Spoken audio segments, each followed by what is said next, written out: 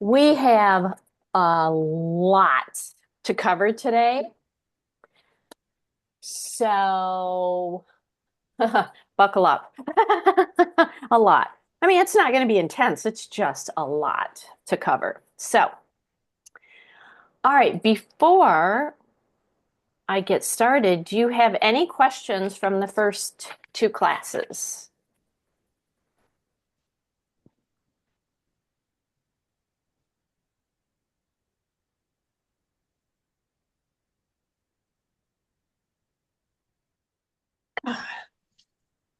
All right, hearing no questions. We may not get to the shungite water today, but that's okay. If we don't, we'll definitely get to it tomorrow. We'll just see how much I can get through what we have today. All right.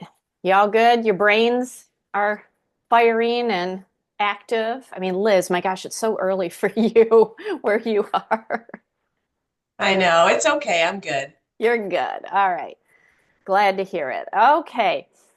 We are starting on page 59. I believe it's 59. It's the transpersonal chakra system.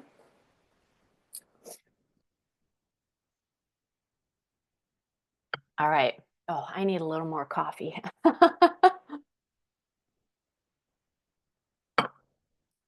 Ooh. All right. Get my energy going.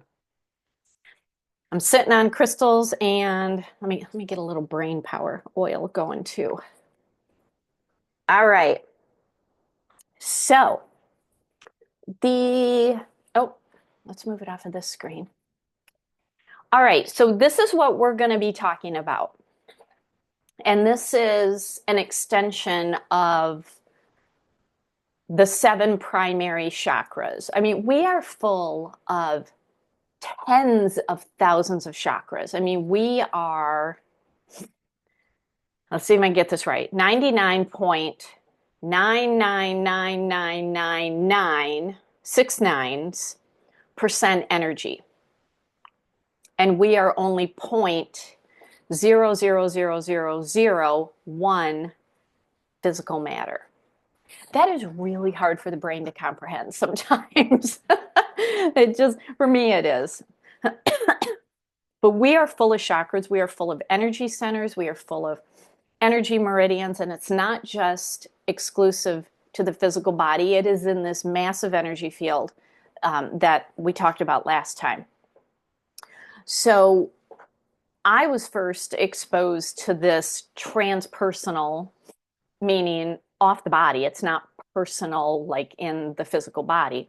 I was first introduced to it by Katrina Raphael, who coined the 12 master chords. And hers are a little bit different. I simplified one of the chakras just for the sake of simplification. But what is really interesting, and if you all remember from the animal class, I showed that video by Dr. Valerie Hunt. She was a professor at UCLA. She studied chakras. Remember where she was photographing the aura of dogs and people, and there was the guy at the river and at the ocean. She actually was able to prove not only do we have an energy field, but she found high frequency electrical pulses coming from the primary chakras. Another scientist, his name is Dr. Motoyama, he had two groups of people. He had what was he called spiritual people who knew about chakras and knew about energy. And then he had just your everyday, basic person who had no idea what a chakra was. And he put them into rooms that were, um, for better lack of word, dead zones. Like no energy could come in or out. I mean, they were basically these steel containers. And then he started measuring the energy coming from the chakras and found that the spiritual people who understood about chakras and focused on them they produced more photons out of their chakras than the non-spiritual person. And, through his studies and all the research that he did, he documented that when you just mentally concentrate on a chakra, it activates it. Putting a crystal on a chakra is a mental activation. You don't have to be like honed in, like that's the only thing that you're thinking about, but simply putting a crystal on is a mental activation because you have to have the mental wherewithal to grab the crystal to put it on the body. So he was scientifically able to prove um, that these light impulses or photons come very strongly out of the chakra centers. And these biophotons that we have in our body are the steering mechanism behind all the biochemical reactions in our body. So when people talk about chakras being woo-woo, not according to Dr. Hunt and Dr. Motoyama and a whole bunch of other scientists. There was also another scientist, his name is Dr. Jeff Frannin, Frannin, and he's a neuroscientist. And he used electrocardiograms and was able to document and prove that our ideas and our thoughts and our prayers and our intentions actually flow out of the crown chakra, which is amazing. I have been looking for a picture of that from one of his studies, and I haven't been able to find one, but I found his study where he talked about it. So all of our chakras connect, and they connect through what is called the light column. And this is, for a better lack of word, our energetic spinal column that goes up and down our body. Just like crystals have the C-axis that they grow out of, we have an energetic light column that we grow out of. And this is where the chakras line up. And not just in the body, but outside the body in the energy field. Now, with this light column, the left side of the light column, the left side of the body, the left side of the energy field is feminine energy. The right side is masculine energy. So, for a simplistic way of describing it, the left side of the body is where we harbor how we should be. I should be kinder, I should be more accepting, I should be polite, we do all the shoulds of how we should be. It's a very feminine energy, it's an emotional energy. And on the right side of our body, this is our to-do list. I need to do this, I need to do that. It's masculine. It's very action driven, it's more physical in nature. So the left side is more feminine, the right side is more masculine. The left side is more past energy. The right side is more future based energy. So based on how you physically feel, you can instantly identify what is going on. So if you have an ache in your left shoulder, that's emotional. If you have an ache in your right shoulder, that's more your to-do list. That's more of the physical nature. The left side is the past, it's more feminine.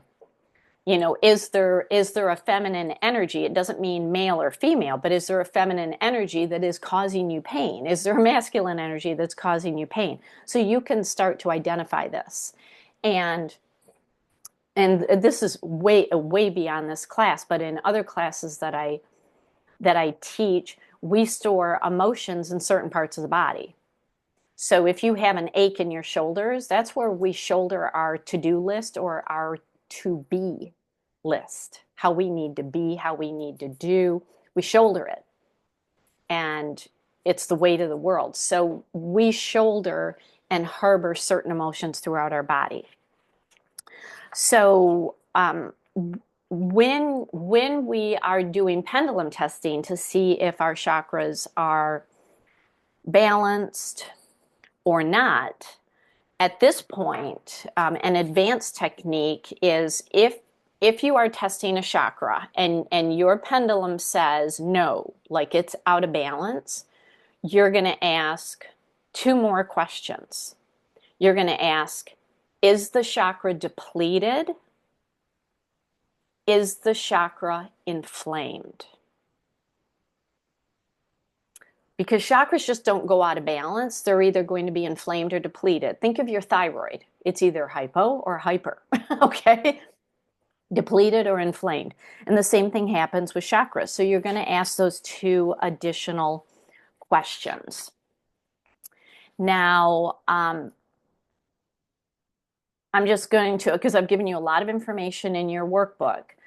So I'm just going to briefly talk about these additional chakras that we have.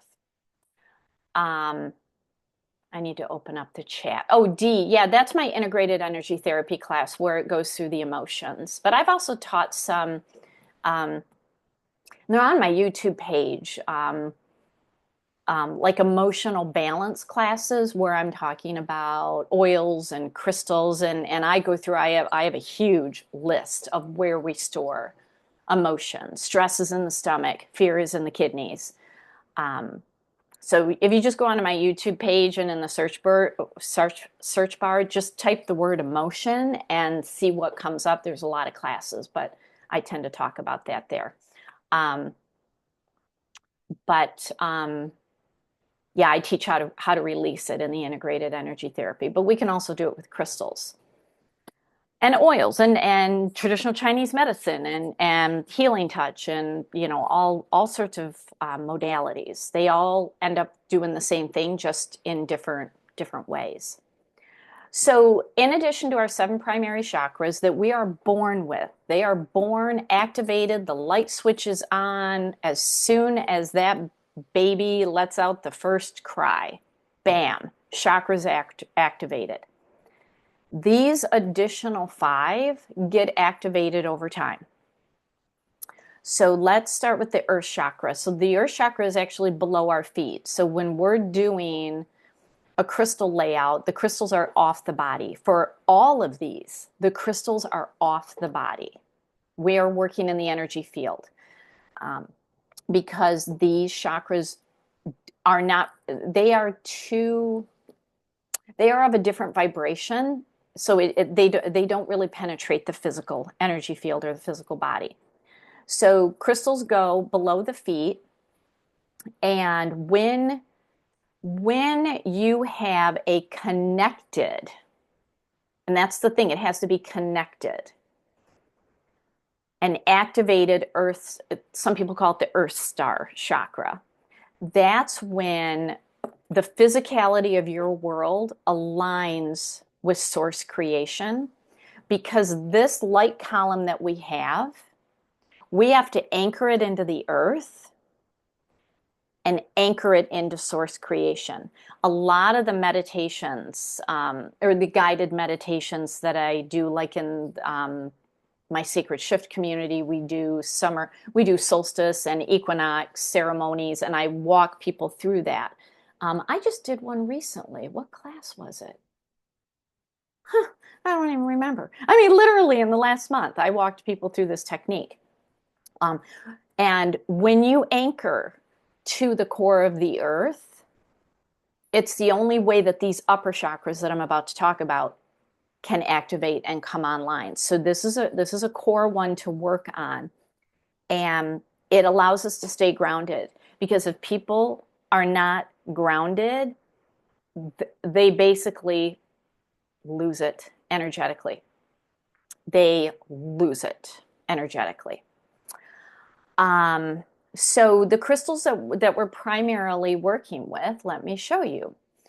And these are just crystals that I have talked about in past classes or I'm about to talk about.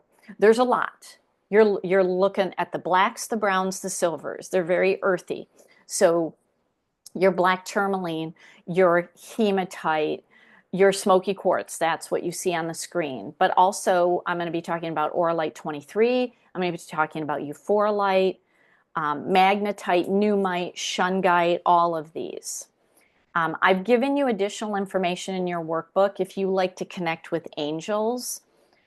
Certain angels oversee certain chakras. So I've given you that. I've given you, if you like sound therapy, I've given you the musical notes. I've given you oils in there, um, lots of different things. But when the earth chakra is not connected, like if you test it right now, and what you're going to do is you're going to literally put your pendulum at the bottom of your feet and just ask, is my earth, all of these, the question is it activated? Okay. With the 7 primary chakras, it's already activated. You don't need to ask. So with these 5, first question, is it activated? And if it says yes, you're good.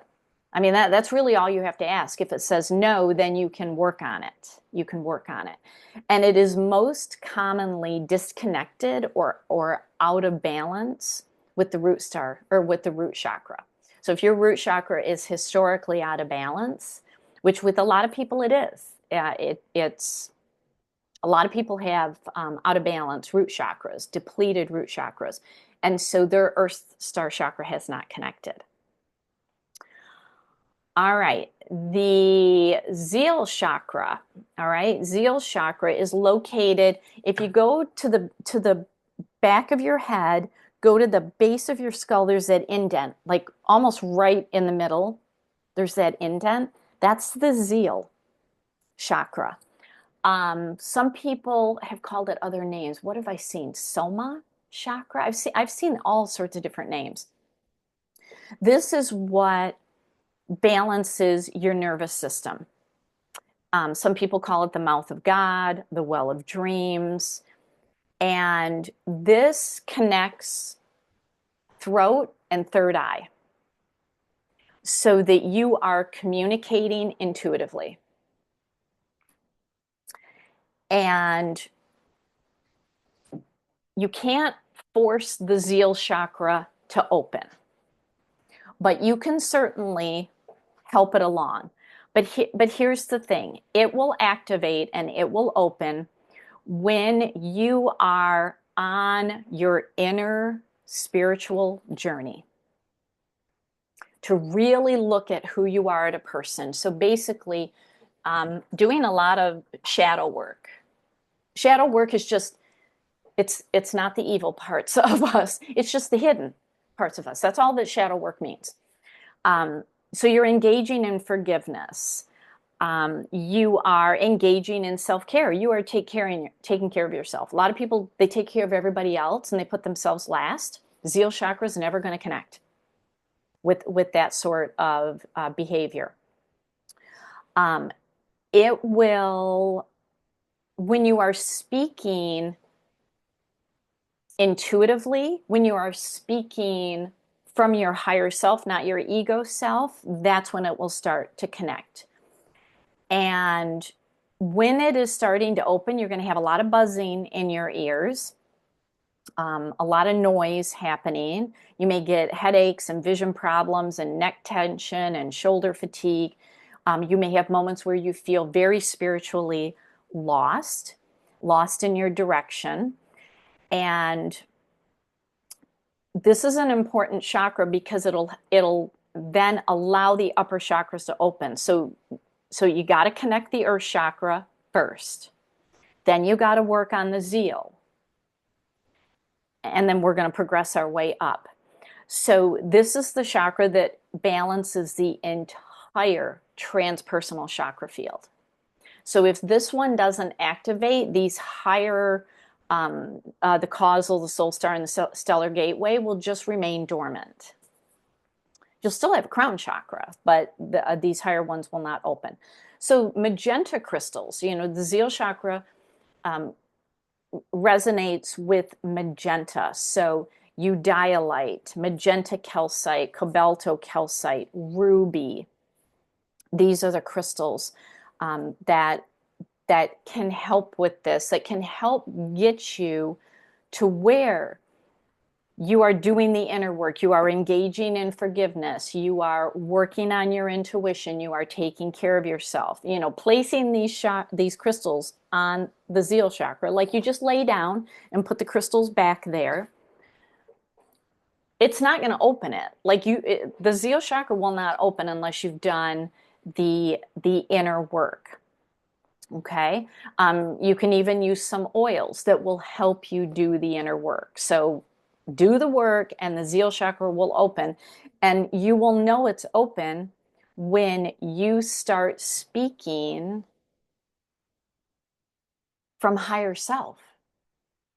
I mean, it's just a form of wisdom. It's not ego wisdom. It's not like smarty pants, okay? Like that kind of ego wisdom. It's information that people can hear. They're ready to hear. You say it at the right time. You're intuitive. You can just channel this information and then you just say it. So that's the Zeal chakra. All right. The Allie, next, yes. sorry, Liz asked in the chat, and I'm curious too. Oh, How do you use a pendulum on the Zeal chakra oh, thank you, because I totally forgot to do that. Hey, where's my pendulum? Hey, I had a pendulum here. Oh, good grief. Oh, it's right in front of me. Oh boy, it's going to be a long morning for us. Okay, so what I do is I literally put it behind the back. I put it behind the back. I line it up with basically my nose, and then I ask, is it activated? Zeal chakra? And then I look. And then I look. And you can also put your hand back there and feel it. So let's see, here's the pendulum. Put your hand behind it, and depending on how your pendulum swings, put your hand to where it's going to hit if it's a yes. So if everybody's yeses is different. So you just got to put your hand in a place to where if it's swinging yes, it's gonna hit your hand, and that's another way to know. Yeah. Okay. All right. Let's go to the causal chakra. So the causal chakra is again off body, and I want you to think about when you were a little girl, you may have wore you know ponytails, pigtails here on the side of your head. Go to the side of your head, so you're um, kind of halfway between the side of your head and the back. Go in between on the side and go off the body. That's where the causal is. The causal is out here. So this will connect and activate when you have, it doesn't have to be complete, but some dominion over your mind and your thoughts. You are able to quiet your thoughts. So people who suffer from anxiety, causal chakra, not connected. People who go down a rabbit hole of thoughts and they can't stop. They literally cannot stop themselves. Causal chakra, not activated. Yeah, Dee, I'm wondering if that was your causal, because you're right, there were ears there. That was really interesting because I had not seen that before. How you test is just put it out here to the side and ask if it's connected. And so how you get this dominion over your mind and over your thoughts is meditation, looking at your belief system, deprogramming anything that is not beneficial right now, which I can tell you a lot of beliefs that we have been raised on, they don't work in this world right now. So it's deprogramming that, it's doing the inner work. And once that happens, then this starts really the infusion of source energy. It really starts to penetrate, and then you find yourself doing things aligned with your soul. I was having dinner last night with a friend 58 years old, professional woman, has owned multiple businesses, and she's like, I still haven't found my soul path. Her causal isn't open. It's not open. So rather than telling her, well, you're not going to find it because your causal chakra isn't open, I gave her some techniques to do. And one of them was, I need you to spend 5 minutes every morning quieting your mind. Whatever you have to do, whatever you have to do. It can be oils, it can be crystals, it can be going out in nature, it can be guided meditation music. Whatever it is, you have to get some control. Now, the colors that can help the causal chakra to start coaxing open by changing what you are doing with your thoughts, we're looking at like the light violet, light pink, even the light blues. So kyanite, sugilite, kunzite, Veracruz amethyst, anandalite, danbarite. I'm going to talk about quite a few of these today. So as you can see, the colors are getting lighter as we go up the chakras. Okay, soul star chakra. This one is about 6 inches above the crown. So again, it's off body. And this is where the soul exits when the body dies. And there have been some interesting studies where people have been weighed, like their body weight right before they died, and then immediately after they died, and it's a difference of something like 2.7 pounds. I mean, or 2.4 or something like that. And they are attributing that to the soul. The soul actually has a weight to it in the body, and it's like, okay, that's crazy. I mean, that's just amazing. So this, even if the soul star isn't activated, the soul is still going to exit out the soul star chakra. It's just, this is really our bridge between the spirit world and earth. People who can communicate with angels, communicate with ascended masters, communicate with spirit guides, really have these believable communications. Their soul star chakra is activated. And in order for it to activate, the mental pollution has to be cleared out of the mind. Causal has to be activated. So you already have some dominion because you can quiet your mind. You can do it on command. You can quiet your mind on command. You can calm yourself on command without a pharmaceutical pill. You can calm your mind. With the soul star, you start cleansing the mind of all the mental pollution that's in there, from all the information overload that's in there. And you can cleanse it with like a golden white light, and these are the crystals that are going to help with that. So the color that the soul star resonates with is also magenta, like the Zeal chakra, violet colors, gold, but also a lot of white, really pure white light. So on the screen, from top to bottom, left to right, we've got selenite, we have Herkimer diamonds, we have scolecite, ahawite, danbarite, we've got Himalayan quartz, we've got magenta fluorite, these, even astrophyllite. I should have put a picture up. Astrophyllite is a beautiful golden, it's golden bands, golden rutiles that grow. I mean, they're just beautiful. That's also a good one. All right, to test your soul star chakra, you go 6 inches above your crown. So you put your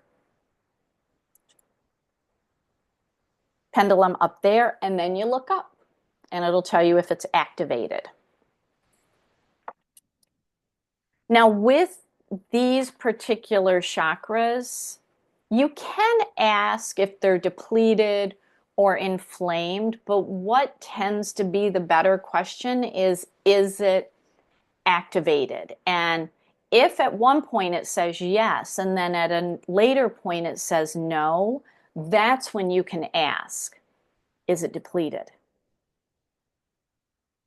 Because it just may be losing like juice. Like you may all of a sudden have let your mind just run amok. And it's like, oh, okay, like the chakras are just going a little bit dormant. All right. The last one is the stellar gateway. This is anywhere from 12 to 48 inches above your crown. So again, to pendulum test, you're going to put it about a foot. I would just take your hand or your arm as far up as you can stretch and ask, is this activated? And then just look up and see what it says. And this is your direct source into the quantum field where everything is that always has been and always will be. Everything is already there because there's no time, there's no space boundaries. It's where all the dimensions are connected. It's where everyone is connected. It is the highest consciousness to achieve. And this particular chakra is activated by what is called the Great Central Sun, which is the energy generator for our sun and our solar system. It is an energy. And once you get these prior 1, 2, 3, 4 chakras activated, this one you can do it with conscious intention. And it's probably going to happen as soon as the soul star is activated. So it activates with magenta or just white light. So selenite and Herkimer diamonds or real diamonds. If you have big chunks of real diamonds just hanging around, not a diamond ring, it's not big enough. But these, I mean, just pure high vibrational white light energy. And the thing about maintaining our chakras, our chakras go out of balance all the time. When I have done sessions on people and their chakras are all balanced at the end, I literally tell them, you're going to go out and you're going to get into your car and you're going to go experience the world, and all that energy is going to penetrate your energy field and it's going to throw your chakras back off. So you have to have a practice at home where you are keeping your chakras balanced, because entropy, destruction, is going to take over if we are not continuously layering and adding energies. And how we do this is by staying grounded, by meditating, by quieting our mind. Our brain cannot be going all the time. And I used to think, well, I quiet it when I sleep. No, that's when the mind is the most active, is when we're asleep. So that philosophy didn't work. It's like, crap, I thought I was doing good. So we have to consciously and actively have moments of quiet. We can do energy work and acupressure and acupuncture and energy healing, sound therapy, color therapy, essential oil, aromatherapy, crystal therapy, work with affirmations, journal, flower essences, visualize, learn about energy laws. We have all these universal laws, and work with them and start to activate them. And I'm going to go through in this next section how we're going to start blending energies together. So we have to layer on the energies. It's not one thing. It's not one thing at all. And I'm really seeing that now. I never really saw it until up until a couple of years ago, that the people who are doing any form of healing work, when they are working with one modality, they are only really working with the physical body, maybe that second layer, the emotional layer. It's not enough with the overpowering energies that we're in. good energies, negative energies. We're just overpowered with a lot of energies. And so the body is taking a hit. And it's why people and animals are getting sicker earlier when that shouldn't be happening. And so we have to keep layering the energies. So, oh, so D, yeah, your Reiki training, the magenta color has been coming through. Yeah, it's a very high vibrational color. It's a very high vibrational color. So, all right, any questions about those chakras? Because we're gonna start blending. All right. So these are all in your workbook. And these are ways that you can start layering energies. And this is why I teach so many different classes, because everything that I am teaching, I am aiming to help people to start layering energies. One thing is not enough. I love essential oils. Essential oils are not enough. I love crystals. Crystals are not enough. We have to start layering. And that's how we stay ahead. That's how we stay ahead of all of these energies and stay ahead of the destruction that is happening to the body and to the energy field. So it's going to strengthen your chakras. And when the chakras are strong, all the organs, all the blood, all the cells, all the veins, all the vessels, everything, and all the energy field is strong. So everybody resonates with something differently. Okay, so and you can dive deeper into this. I'm just kind of giving you a taste of it.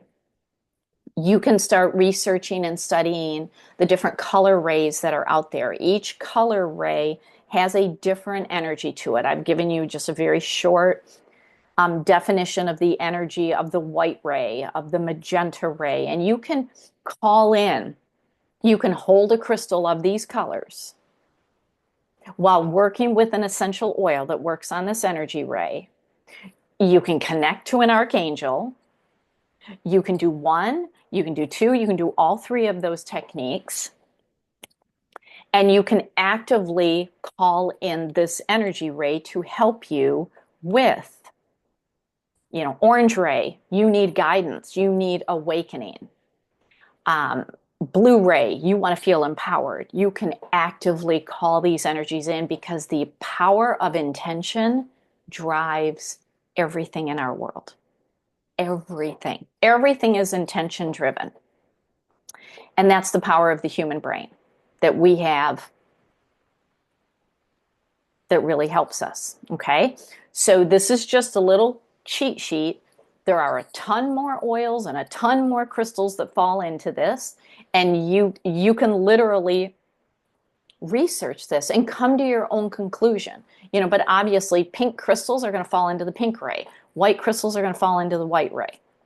So this is a way that you can start layering, because I have never recommended and never will recommend that people just do one thing. Start layering. This is really important. Colors. So I want to talk about colors and what we do with imbalanced chakras. So this is an advanced technique. So when we infuse color into our energy field, it's another layer. You can buy colored light bulbs. You can go on, it may be a recommendation in, color bulbs, 16 colors. It's in your resource page under other healing products. You can find it on Amazon. You can literally do color therapy with light bulbs. You can lay on colored, when you lay down for a session, lay on something colored. It can be a towel. I mean, it can be a pink towel or a red towel. You can buy these little chakra pillows and you can lay them on your body, and then you put the crystals on top of them. And when you are testing your chakras, and if a chakra, especially the 7 primary, if one is excessive, like inflamed or depleted, yes, you can absolutely put the color crystal on the color of the chakra. So if your solar plexus, yellow, is inflamed, You can absolutely put yellow on because what it is telling the chakra is you need to come back into alignment with yellow because that's your color that you operate off of. Or you can do the total opposite on the color spectrum. So if you look in your workbook, what is opposite of yellow? It's purple. So if you have an inflamed solar plexus, if your stress, empowerment, center, digestive issues are inflamed right now, stick an amethyst on it and see what happens. Do the opposite of it. Now, some opposites, and I just made this chart because it's really hard to explain, but you just need to think about what is the color of the chakra and what is the chakra telling me? So if the root chakra, being red, is inflamed, okay, you could add red to get it back into red, or maybe you want to cool it down with green. You see how that works? If your throat chakra is depleted, okay, blue is very cooling and very calming. It'll get it into alignment with blue, but if you want to fire it up, because it's depleted, you're going to put orange on it to fire it up. So yeah. So Dee, there is, and Kathy may be able to answer this. There is something with the colored labels of the Young Living bottles, and I've got it written down somewhere, and I honestly don't remember what it is.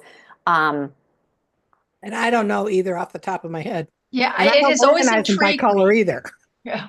yeah, Yeah. it's if and I could be totally wrong, but this is what's coming to mind. Like the herbs are the green Yeah. labels.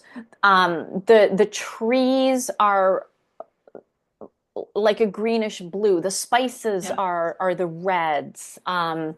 The spiritual oils are more of the purples, like transformation, Yeah. um, valor, stuff like that. I could be totally wrong, but I think that's what it is. It's the category that the oil falls Yeah. into. It's Yeah. It's intrigued me for years. Every time I pick one up, what I see is the color, and I keep going, this must mean something. There's no way Gary doesn't do anything that it doesn't mean something. So, exactly. Yeah, and if you reach out to Yvonne, I think Yvonne knows. I think she's talked about it. So yeah, and I can guarantee you Sherry Ross knows. So you could ask her. But yeah, color is it's very fascinating to work with color. Now you will see for especially these transpersonal chakras, it really doesn't change. It really doesn't change. Now, you're going to use the color of those crystals because they're either activated or they're not. They're really, and I should even probably change what I wrote for the earth chakra. It's they're either activated or they're not. They tend to not be depleted or inflamed. You can certainly ask that question, but you may not get an answer if that makes sense. So again, use your pendulum, but start thinking more advanced of what does the chakra need? Because what is the color of the chakra? And what is the energy that it's producing right now? Do I need to cool it? Do I need to heat it up? Do I need to calm it down? What do I need to do? And that right there is going to dictate the color. So I've given you all sorts of color charts that you can look at in your workbook. Colors have very different meanings. You can go deeper into this. I love this chart because it just covers so much. I mean, it puts the seasons in there. It tells what these colors really are teaching us. And so when you are drawn to certain colors of crystals, that's the energy that you either need or you are just actively working on. So pay attention to the color crystals that you are drawing in. All right, does that all make sense? Allie, where did you get this chart? I got it from a friend who was teaching a class, and I asked her if I could borrow it. Now, where did she get it from? I have no idea. But she gave me permission. I don't know. She could have created it. I didn't even ask her. But I asked her if I could borrow it. So, That last chart that you had before here, is that in our book? Because I'm not seeing it, but I might be confused. oh, maybe I forgot to add it. I literally created this a couple of days ago. Okay. Can we take a picture of that, or you want us just to go Oh. back and look at this when we do that later? Oh, yeah, take a screenshot. Oh, thank Absolutely. you. Yeah, Yes, I take a appreciate I appreciate it. screenshot and Thank you. yeah, and then print it out and stick it in your workbook. So yeah, I Yes, need to thank you. thank you.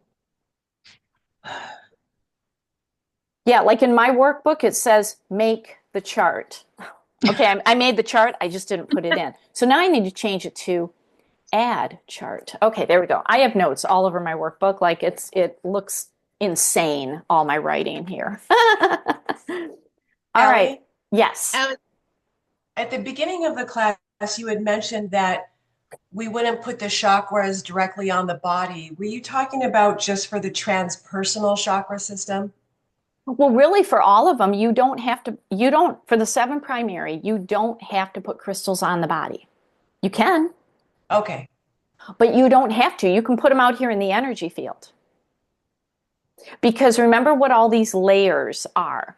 So we have a lot of emotional pent up issues in our solar plexus. You know, this is our power center. There's a lot of emotions in there.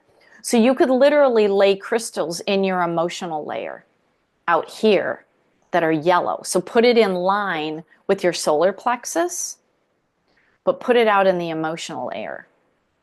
Does that make sense? That's a very Yes. advanced technique to do that. So, you know, having the crystals off body is an advanced technique because you're working in the layers because you know what the layers mean. Okay. All You right. had said, Ellie, that Oh, real, yeah, go ahead. Go I'm ahead. sorry. You had said when you are drawn to certain colors of crystals, it is what you're working on energetically, and what else? Yeah, it's what you need. It's what you need. And it's also what you are working on. So, what you're working on may not be what you need. Like sometimes we're working on something and the body's like, well, you really don't need that right now. You need something else. So, it's two different things. It's what you're drawn to because you're like, oh, I need that. But then your energy is also telling you, you need this. You need this. So, you may be drawn to colors that normally you're not drawn to. And you look at that and it's like, ah, now it makes sense. Now it makes sense. So, like, if you are typically not drawn to the very, very dark crystals, the blacks, the browns, and the silvers, but all of a sudden they start catching your eye. Now, that's not on this chart, but that's earth chakra. That's like deep grounding. That is your energy telling you you need deep grounding. Like we're beyond the red of the root chakra. You got to go deeper. So pay attention to that, what you're drawn to, what catches your eye. It's interesting because I've been really drawn to turquoise lately, like the color turquoise, Yeah. turquoise and green together. Yeah. I would think I would be drawn to the blacks and browns because I need the grounding. Yeah. But that's interesting. Thank you. Yep. All right. For the essential oil enthusiasts in the group, you have probably seen charts go around about the frequencies of the Young Living oils. And what I want to tell you, and a lot of people don't like me for saying this, but even Mary has said this, and I had a very long conversation. If you know who Dr. Oliver Wenker is, he's a Crown Diamond in Young Living, and he was Gary Young's personal physician. And we had a very long conversation about this. Because these frequencies were a snapshot in time. It's like taking a picture with your camera. It's a snapshot in that moment. Frequency changes all the time. And I think we can all agree that this snapshot in time in 1999, that the frequency of the earth, which influences the plants, which become the essential oils, the frequency has dramatically changed. Because the Schumann resonance has documented that. We are no longer 7.83 hertz. We are in the 20s and 30s consistently. So our beloved rose oil at 320 hertz, I don't think so. It is significantly higher. Now, this is a guideline. It's a guideline to go off of. So when you see people passing these around, maybe privately reach out to them and say, especially if they are just hunkered down that rose is 320 hertz, please educate them on this, because Mary is furious how these charts are being misread. She's furious and she wants everybody to stop. But we can use it as a guideline that rose and Idaho blue spruce and frankincense are really super high frequency. And sandalwood is a lower frequency. Lower doesn't mean negative and it doesn't mean bad. I want you to think back to the physics principles where we have our frequency, we come into frequency with something else, it adds together in the principle of interference, and we create a whole new energy wave. So these are basically adding to us. Okay? Kathy, you have a hand raised.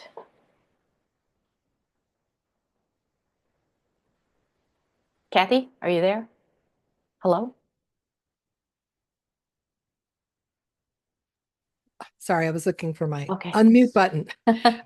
What I was going to say about this chart is Gary said at the 2015 convention that was in Texas that Idaho blue spruce, he says, I know you see charts with Idaho blue spruce on, but it's never been tested.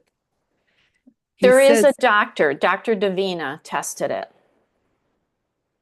She's I know who she is. Yeah. But what Gary said at that convention is he believes Idaho blue spruce, and that's the convention he introduced Northern Lights at. Yes. He believes those two are the highest, and that Northern Lights is higher than Idaho because of the Northern Lights. Yes. And I have heard Dr. Ali give a talk on why frequency has changed. So I 100% agree with you. And when I see these charts, I'm just like, okay, use frankincense because it's high, but not because it's, what is it, 180 or something? 147. Yeah. Okay. It's yeah, absolutely. And Gary, I would absolutely say yes. I agree. The Northern Lights black spruce is through the roof, literally. It just hasn't been tested. Now, here's the hard thing. And every time I see Doc Ollie, I campaign for this, and he literally rolls his eyes in the back of his head. And I don't know why he won't do it. He has the testing machine. And I'm like, you can put this to bed and you can give us a whole new chart. You could literally test every year. And he just rolls his eyes in the back of his head. He believes in the frequency of the oils. And I'm like, I don't know why you're being such a stubborn German, but you need to do it because everybody needs to see this. And so I don't know, maybe they will. He has the machine, but. And there is a place in Ecuador, at the Ecuador farm, there is a place where all of the outside energy, and that's where it would need to be done, in a place like that, where all the outside energy is blocked. Yeah. But I kind of don't blame him. I mean, can we just get off of it and just accept that frankincense is a high frequency and rose and the spruces? No, they can't. They have to have a number. Yeah, because the human brain is wired for data. And that's why. And it's like we just got to satisfy the human brain. And I think he's going to do it. I think he is. I just don't know when. I just don't know when he's going to do it. So anyway, use this as a guideline. But obviously, tree oils are going to work, on the earth chakra. So we have that connection, but then we raise up. So just, their oils do lots of different things. So there you go. All right. Let's go to sound. All right. Tomorrow, I am going to talk about crystal singing bowls. But for right now, we know because of Dr. Emoto's work, and I showed you those slides of what happened to the water when he played heavy metal music versus classical music. Sound frequencies change the structure of water. We are primarily water. Animals are primarily water. And the higher the frequency, I showed you that video last time, the higher the frequency, the more intricate the molecular structure is. So we can use sound for very specific needs. We can relax, we can release energy blocks, we can come into alignment with a note, and that note comes into alignment with a color. So if you're like, oh, I need to be more purple, violet ray, crown chakra, understanding, note B is going to be your best friend. You can literally go onto YouTube and type in frequency music note B, crystal singing bowl music note B. There are people on YouTube playing their crystal singing bowls of notes. You do not have to pay a penny for any of this. Just go onto YouTube, you're going to find it. Now, it's not only just from crystal singing bowls, we have Tibetan singing bowls. So, and I'll talk about the crystal singing bowls more tomorrow, but I, for the life of me, cannot play a Tibetan singing bowl. It sounds like scraping metal and it is the most heinous sound. But I have friends who play them beautifully, but they can't play a crystal singing bowl. I can play crystal singing bowls and it's just mesmerizing. So everyone is I don't know if it's a frequency. I don't know what it is. But if you ever find a place where you can sit and sample, that's when you're going to know what you can play. But you can also use tuning forks. Like I have a set of tuning forks that are tuned to angelic energies. There's something like 4,300 hertz. Oh my gosh. The sound is something like a dog whistle. It's like, oh my God. They are so high frequency. So tuning forks can be used, but music can also be used. And what I love is, here, I'll go back to the other one. This is what I love. I love solfeggio frequencies. You can find these on YouTube. I'm literally playing it on my television downstairs. Oh yeah, I have no cats in here. I have no cats. They're all downstairs with the solfeggio frequency. So you can play it for free based on what you need. And when you start adding up, pick one of those numbers and root it down to a single digit and tell me what you get. What is 285? 2 plus 8 is 10, which is 1. 1 plus 5 is 6. They all root to 3, 6, or 9. These are phenomenal. So, and this, I don't know if I put this in your workbook, but this is what color. This is why the colors in the body really work, because our lower organs are of a denser, lower vibration, and then as you get up into throat and eyes and the brain, it's a higher frequency, which is why the colors are lighter. Because they test the frequency of colors. So red, the darker colors, longest wavelength, which is the lowest frequency. It's the least amount of energy. It's very physical in nature. Red is a very physical color. Very, very physical. People who have a red aura tend to be athletes. There's a reason that Tiger Woods wears red when he plays in his championship golf games. He's a red aura. He needs that physical energy. There's a reason that spiritual people, when they're doing their work, they're wearing white and purple and pink. Why do you think I wear pink all the time? I'm like, there's a reason. You can literally dress according to vibrational frequency. So, violet, very high frequency, very high frequency. So, science has long since proven this to us. Okay. Let's see. All right, we're going to be going to the next section. This would be a good time for a 5-minute break. Do you have any questions about how you can layer? There's so much that you can layer, and I'm sure there's a lot that I haven't even touched on, but this is what I work with. All of this, all day long. There's a reason that I teach angel connection classes, which I think I'm going to bring them back in January, if you're interested, and I do them online. There's a reason to work with color, with crystals, with oils, with affirmations, with sound. Start layering, and you're going to feel better. All right, questions before we take a break? Did I miss any questions in the chat?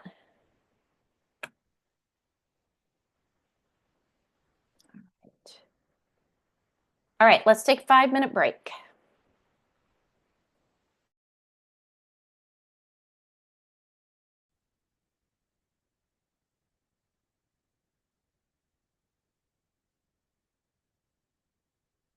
All righty.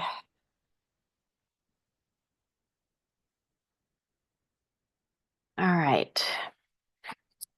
I don't know about you all, but I definitely needed to be teaching about crystals today. I am feeling so much better than what I have been feeling. And it doesn't hurt that I literally have a pile of crystals here on my desk. So this is all good. Hanging out with you all, talking about crystals, hanging out with them. So I hope this is good for you too. All right. Okay. We have basically 27 crystals to get through. My goal is to get through by the end of today. And that's probably not realistic, but we will do our best. We will do our best here. So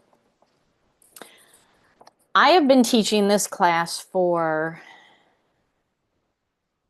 12 or 13 years. And some of the crystals, quite a few of the crystals, have remained since day one as part of this class. I've added more because I think I started out with maybe 20. So I've added more. I've taken out a couple, not because they're not advanced crystals. There are literally hundreds, if not thousands, of what I call advanced level crystals. So each time I teach this class, it's like, oh man, I got to keep it reasonable. And I really aim to try to keep it to crystals that are easy to obtain. And it may not be from your everyday crystal store, but like, can I get them for you? Like, can I get them for you? And are they relatively affordable? A majority of these are, a couple of them a little pricey. But what I really focus on is a couple of things. Do they have a combined grounding and ascending energy? I've given you a chart in your workbook on that. And I've even included crystals from your first class that do that. But what is really interesting is the earth, no doubt, is just purging old energies, just purging. I mean, that's the only way I know how to describe it. And the earth herself has a crystal grid. I mean, she's made of crystals. She is using her crystal grid to ground, to transmute, which is releasing and changing these energies, and to raise the frequencies. And you're going to find a theme in these crystals that they are grounding, they are ascending, and they help you discern truth. And they help you work on your inner self. These are like the big things now. Um, so yes, there are a lot more crystals that could be added to this list. And sometimes I feel like, it's like a mom being asked, who's your favorite child or which is your favorite pet? Well, I really can't choose, but I have to. I have to for this class. So if you have a favorite that meets all of this, that really grounds you and it raises your energy and it's helping you discern truth and it's helping you work on yourself, absolutely work with that. I sell a lot of crystals that I'm not going to talk about today. So, and those crystals that I sell, I pick them for a reason. Every crystal I pick is for a very, very precise reason for what we're working on. There is a method to the madness. There literally is. I have a method to the madness. It is not random. It's just not Allie showing up at a crystal show and it's like, ooh, look at that. That's a pretty crystal. It is a real method to the madness. So there you go. All right. Are you ready? And if you want, I can give you essential oil pairings that go well with these crystals. It doesn't mean that they necessarily get put together, like liquid and crystal together, but it's like you could wear the oil or diffuse the oil and hold the crystal and meditate. I'm happy to do that if anybody, yes, okay. As long as one person wants it, I'll do it. I should just put it in the workbook. I just should. I have all these notes. I'm constantly making updates to this book. This workbook, when I originally wrote it, I literally took 3 weeks off from my legal job, Christmas of 2011, because I started putting this class together right after the 11-11-11 portal. That's what this workbook is. It's coming out of the 11-11-11 portal, which was the first big push of our awakening. I took 3 weeks off from work. I stored up my vacation time, and it took me 100 hours to write the first workbook. And then I have been adding to it since then. This is like, I'm not kidding. This is probably 500 hours worth of information because I'm always adding to it. And this, I can tell you when I teach this next year, this is probably going to be a 20-hour class. It started off as a 14-hour. It's now an 18-hour, and it's probably going to go to a 20-hour class, unless I can somehow segment off and give it a different name. But I don't know what I would segment off into an advanced plus class. I don't know. It's like, because it all relates. So, all right, are you ready? Are you ready? All right, let's talk about anandamide, also known as aurora quartz. This is not aura, A-U-R-A, which is the titanium bonded ick that is put on crystals that literally kills it. This is aurora, like aurora borealis. Okay, so it's actually named after goddess of the sunrise, Aurora. And it comes out of the Himalayan mountains, primarily on the side of India. So I have I actually 2 adorable families from India who mine the anandamide that I get, as well as the apophyllite that I'm about to talk about, and the Himalayan quartz that I'm going to talk about later. This, I'm not going to regurgitate everything that's in your workbook. Okay, you can read it, it's all there, but these are your crown and above chakras that it's going to work on. The oils that I love with anandamide are Higher Unity and Sacred Frank.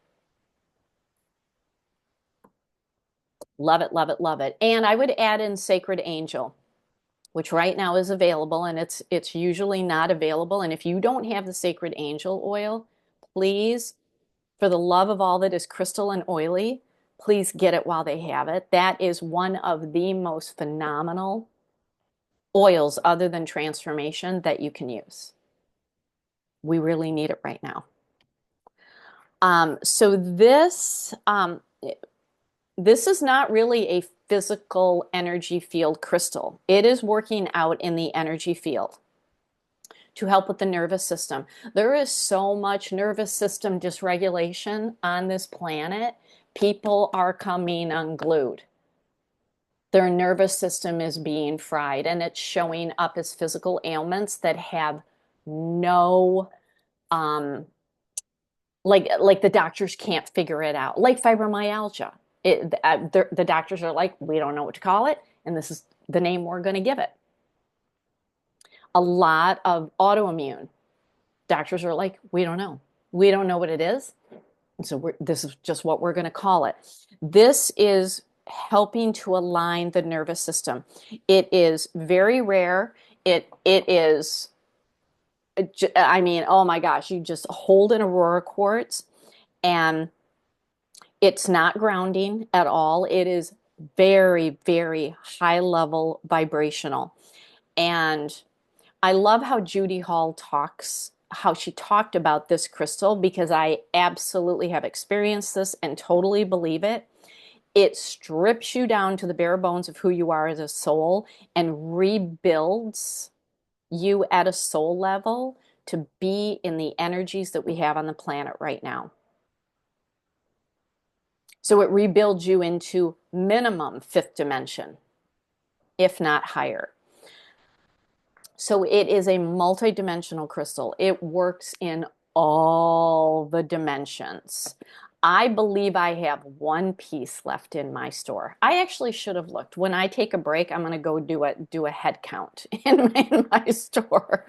Ellie, can I ask a question? Oh, sorry. Yes, please go ahead. So I went to the Rock Soul in Utica because Yeah. I believe they have, validity, right?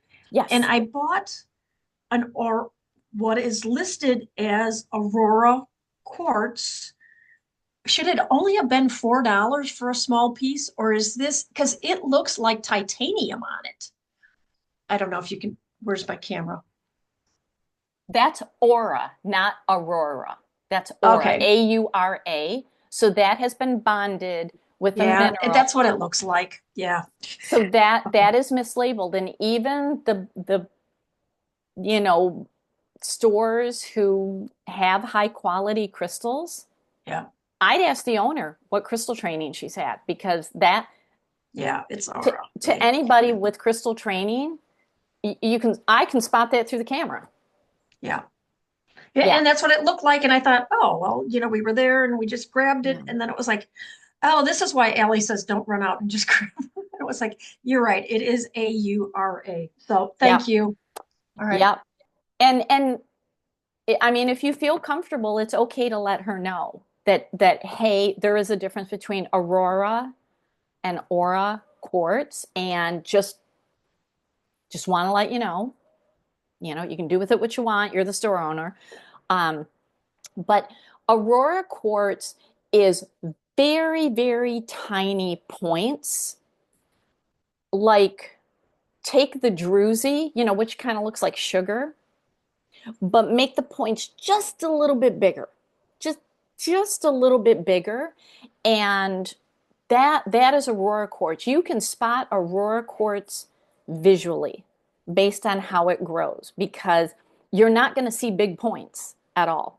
It's not going to be a cluster. It is a conglomeration of little tiny points that are just a little bit bigger than druzy. So you don't need a jeweler's loop. You can visually see it. And it's because of the location in the Himalayan mountains that it grows like this. So this is a formation of how it grows. Now, some some people call it anandamide, some people call it aurora quartz. So, but this, oh my gosh, this is, really amazing.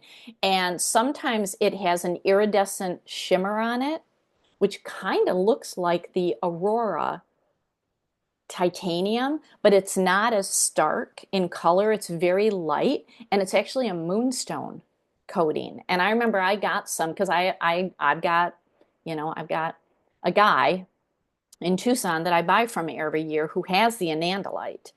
And a couple years ago, he had moonstone coated, and the iridescent sheen. Oh my word. Oh, just my suitcase ain't big enough. So I can always get more. I know this guy. I buy from him year after year. And this is a crystal that I try to keep stocked in my store. But it does sell out. I mean, people snatch it. All right.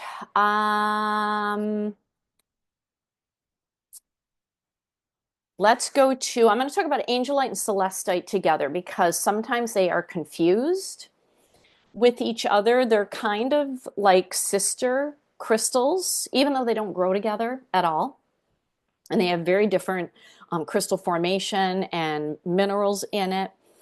But the short story is angelite is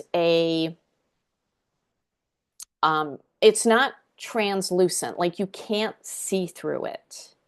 Whereas celestite, you can see through it. It's more gemmy when you look at it. Okay. So, and they grow very differently. Like, and I get these every now and then. Like I'm going to show on the screen. This is an angelite. This is how angelite naturally grows. It's just like a slab of rock. It's not growing in points. Celestite grows in gemmy points. So by visually, you can tell the difference. And I see this mislabeled in stores all the time, all the time, all the time. So both of these are very angelic crystals, very, very angelic. And angelite, I mean, these are throat chakra crystals. But angelite, I have nicknamed it the we need to talk crystal. We need to talk. Because it's going to get you into a frequency where you can have a difficult conversation that can be heard. When people are yelling and screaming and insulting each other and telling people that they're wrong or telling people what to do, nobody hears that. All of us shut down and we're like, don't tell us what to do. But when you can speak from your higher self, it changes your tone of voice and you can say the things that need to be heard. And it can be received. They don't have to agree, but they receive it and they don't get defensive. This is what angelite does. So we basically need to coat the planet in angelite right now. Everybody, here's an angelite for you. There you go. I do have tumbled angelite in my store. I have tumbled pieces. I don't have the bigger pieces right now. I might be able to, well, I'm not going to be able to get anything until I go to Tucson, and that's going to be February 1st that I go. Tucson's a little bit later this year. So what's interesting, angelite bubbled up and was discovered in 1987, and it was found near Machu Picchu, which is, remember that map of the intersecting vortex areas? It was found there. And it was right on the eve of, it was called the harmonic convergence. If you Google it, it was basically healers coming together for a conference in Machu Picchu. And right before this, angelite was discovered. So that is not a mystery of why it came to be. So this works very well with angelica or white angelica oil or sacred angel, because this is an angelic energy. It spreads harmony, truth, and light. And we need that right now. We need harmony, we need truth, we need light. It is deeply peaceful. And if you want to connect with angels, oh my word, this is a great crystal. Stick it on your third eye. And I use this crystal when I need to calm down or when I have throat issues. You know, if you've got throat issues, if you have thyroid problems, your throat chakra is out of balance, this is a good one to use. It's great when you're sleeping, comb the energy field of an animal, and they will tell you exactly how much they love angelite. You can make an indirect crystal water with it and drink it so that you have a balanced throat chakra. And, you know, I like it because it's a soft Mohs hardness, so it acts quickly. Soft Mohs hardness is quick. Hard Mohs hardness works on hard issues. So this works on soft issues very, very quickly. Now, celestite, known as an angel stone, that's its, you know, kind of trade name. Its name in Latin means heavenly. So it kind of tells you everything you need to know about the crystal. Now, it doesn't grow near angelite. A lot of it is found in Sicily, but there is, oh, did I put this slide in here? I did. So there is an island off of between Toledo and Cleveland in Ohio. Basically, if you know where Cedar Point is, which is right on Lake Erie, basically take a boat to an island called Put-in Bay.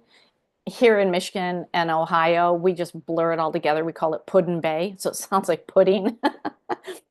The entire island is celestite. The entire island is celestite. There is a cave. There is a cave.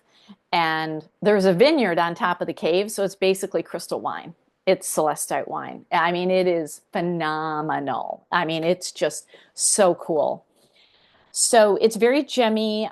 It's transparent to translucent.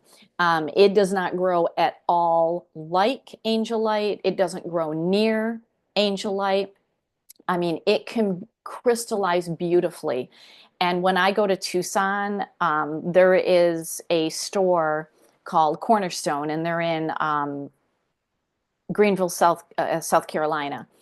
And I just go in and they have couches, and I literally sit with the really gemmy versions of their celestite. And the one that you see on the screen, it was about 6 inches tall. And my price as a dealer was $3,500. My price, not retail. My price was $3,500. And it's like, somebody took her. But one day I'm going to get one of those. They are gorgeous. So this is a crystal that helps slow the mind chatter so you can start getting some dominion over your mind. So hello, causal chakra. This is a good one. It helps you if you get overwhelmed, especially in crowds. This is a good one. And I like to put it in stagnant areas for cleansing, put it in bedrooms to calm your mind chatter, especially if your mind keeps you awake at night. It loves to work together with Herkimer diamonds. So celestite and Herkimer diamonds on your throat, oh, you will be able to speak like even people are going to say, wow, listen to you. Like this is like so if you struggle with that, like if you know, and you know, we've all been there where we've tried to have conversations and people are like getting angry and defensive. If anybody ever gets defensive with you, you got to look at yourself. You got to look at yourself. This is a great crystal to have.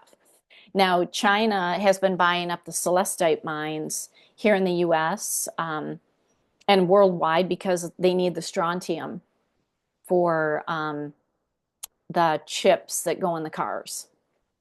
So celestite's starting to go up in price, but it is still relatively affordable at this point.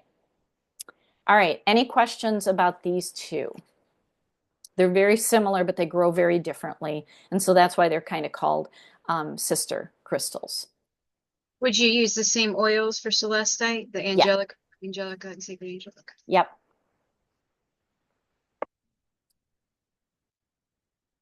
All right, let's go to apophyllite. Oh my word, I cannot get enough apophyllite in this house. I have a huge slab sitting over here next to my desk.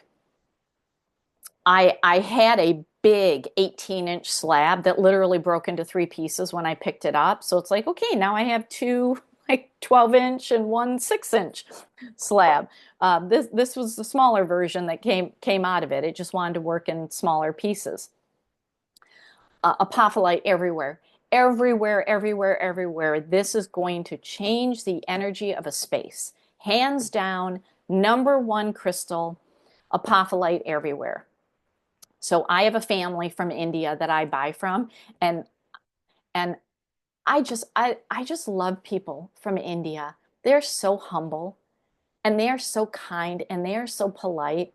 And when I'm hand selecting, and they let me hand select rather than just buy a big flat. I'll go behind the booth and I'm just kind of picking and choosing, and they'll come up to me and they're like, they just offer, and I'm like, I love that. That's beautiful. I'll take that one, and they just keep literally serving up all these crystals because they know what I'm looking for, because they are literally apophyllite energy. I mean, they are apophyllite energy. I love them. So apophyllite is known as the Reiki stone because it channels universal light energy. It's also the stone of truth, so it's going to help you discern truth. Lay apophyllite anywhere on your body, anywhere, and you are going to feel it. I mean, if you put it on your third eye, whoa, whoa, whoa. So if you have questions, things that you are trying to figure out, this is a crystal that you want to go to. It grows in locations where there is high water content. And when you think of what water does, water is cleansing. So this is really good for emotional cleansing and emotional purification. So the oils that it works really well with are clarity and frankincense. And it grows in different formations. It grows in pyramids, the tetragonal formation. It grows in these flat tabular formations. And it also grows often with stillbite, which on the screen, it's the peach on the right, stillbite. So, and it grows in different colors. So, like I've had green apophyllite in my store. I've had a clear apophyllite. I recently had pink apophyllite, first time ever. I had never seen it, and I am obsessed with pink apophyllite. Do I have any left? I don't know. Possibly. But this is a really powerful conductor of energy, of really bringing high source energy in and bringing it into your physical self here. Now, it is also very grounding. This comes out of the Himalayan mountains, primarily on the side of India. And if you want to access your own Akashic records, which I have recently in the last, I'd say, 2 years, recognized that we should be the only ones that access our own personal soul records. Because you really got to know an Akashic record reader, and that they don't have anything negative in them that they could leave behind in your Akashic records. So this is how you can explore your Akashic records. Really helps you with out-of-body journeys. Because the pyramid formations that are in apophyllite are literally doors to other dimensions. I mean, this is what the pyramids of Giza are in Egypt. They're doors to other dimensions. I mean, since the beginning of the creation of those pyramids, the ancient culture there knew that they were doors to other dimensions. That's what apophyllite is with those pyramids. So they're going to help you with dream work and introspection and showing truth. And if you're feeling lost, if you're feeling aimless, it's going to really bring you into alignment, because it just means you're disconnected from who you are at a soul level. You're here for a reason. You have a job to do. A lot of people are not doing their job. This is a great crystal to connect with. But I love it in spaces. It's why I have it everywhere. Literally everywhere in my house has a piece of apophyllite because it just absolutely changes the energy. If you do any sort of healing work on a table, whether it's massage or Reiki or any sort of work, put this under your healing table. Put it under your bed. For a long time, I had a big slab under my bed. And then it's like, no, I literally want to see you. I need you out in the open. So it's on my dresser. But it is grounding and ascending, and it just is phenomenal. And my cats literally lay on top of it. I think it's their form of acupressure by laying on top of it. I mean, Stella is hilarious laying on top of it. All right, any questions about apophyllite? Would you be willing to open your store to us after the class yeah. so that we can get some of these? Absolutely. Absolutely. In fact, I was going to say that at the end of the day. And that's why I said in your letter, do not go out and buy crystals because you're not going to need all of these right away. There's certain ones. Oh, and I should have told you at the beginning, as I'm talking about this, use your pendulum and ask, do I need this now? And if it says no, then ask, do I need this in the near future, like within the next 6 months? And if it says yes, keep a list. You're not going to need all of these. I don't want anybody going broke. But yeah, email me a list of what you want and I'll tell you if I have it and I'll give you the prices. Okay. Thank you. Absolutely, absolutely. Kathy, too late. Oh yeah, and there's a crystals cluster sale on Sunday with 3 crystals that I've never offered before. Oh my God. Oh my gosh. And I have another surprise and it's not, okay, I'm just going to tell you guys. Okay, I need you to swear to crystal secrecy right now because you guys are the first to know. Okay, pinky promise, crystal secrecy. So right now, and I'm going to go look at the proof after this class. I have written, I've called it my guided crystal journal. So I got a journal in a book that's coming out. So it's going to be ready this month. And it comes with a pen that's rose gold.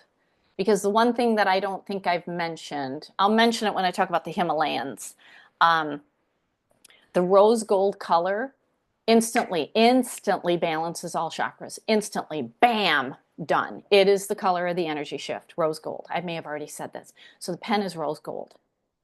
The workbook, the journal is kind of a rose gold, violet color. And it's where you're going to be able to keep track and journal. And it's got prompts and all this stuff. And it is, I hope it's as gorgeous as what it looks like on my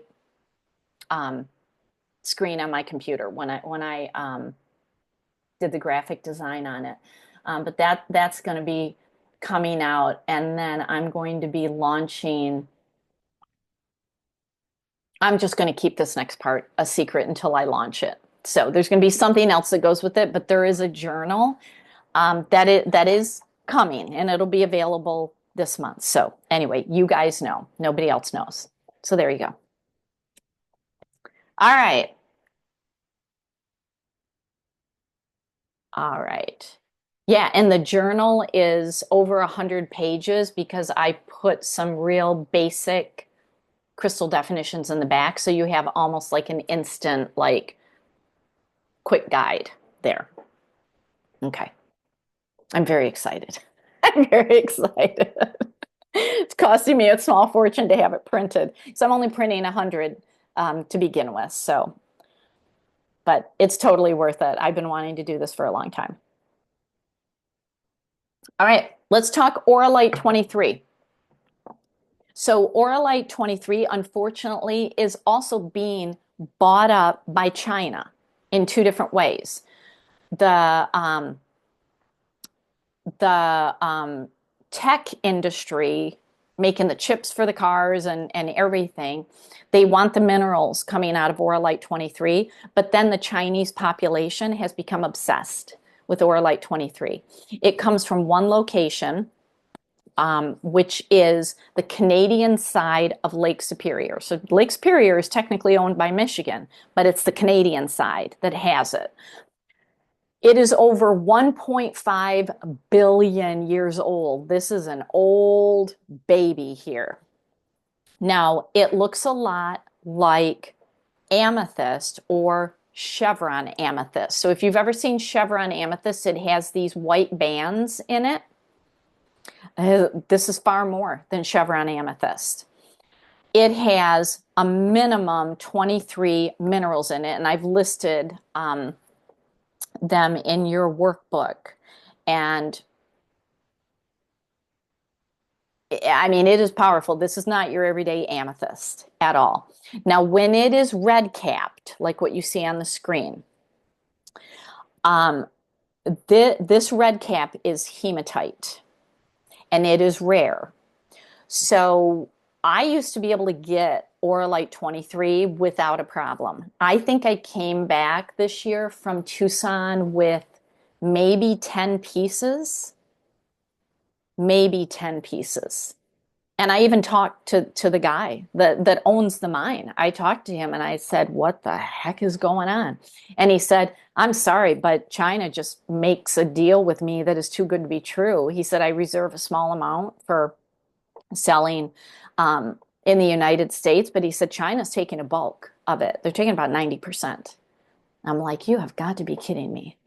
But I can still get it. I hope I'm going to get more. I don't even know if I have any in the store right now.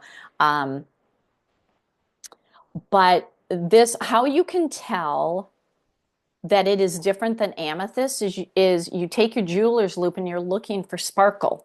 Amethyst doesn't have sparkle in it because it's just iron and silica.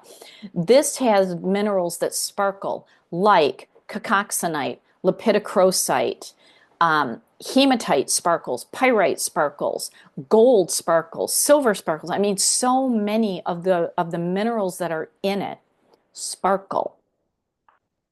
And that's how you tell.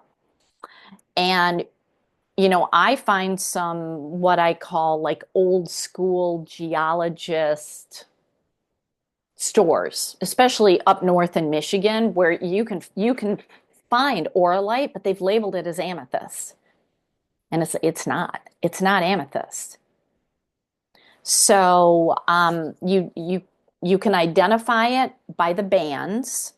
So you got varying degrees of purple and white and the internal shimmer and sparkle.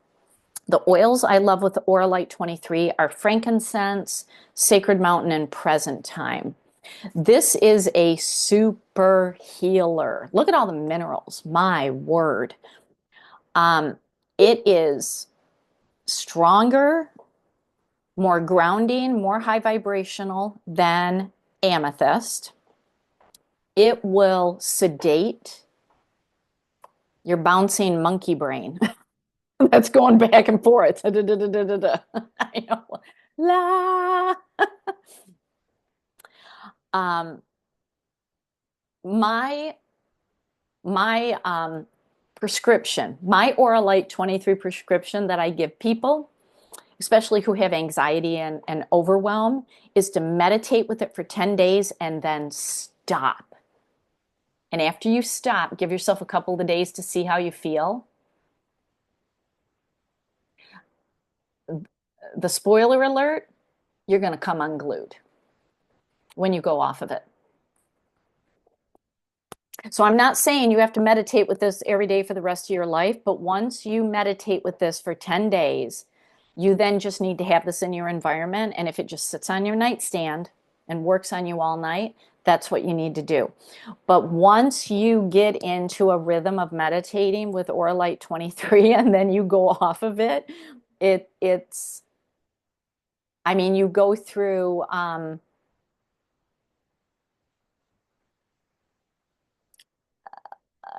detox that doesn't feel good.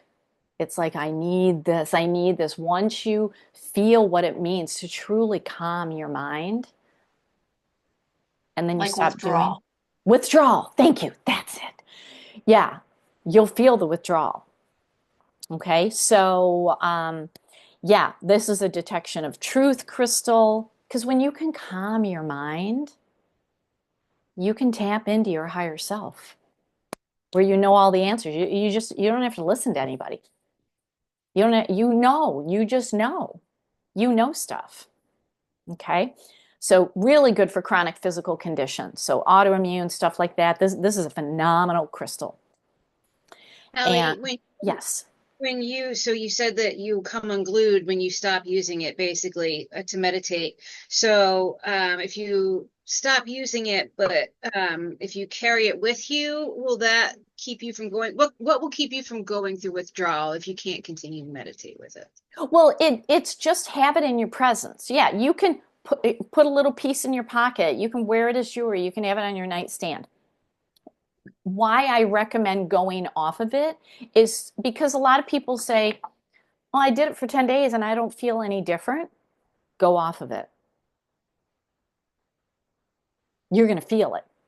Because all of a sudden you're going to start feeling overwhelmed and you're going to feel jittery and your mind is just going to be a mess.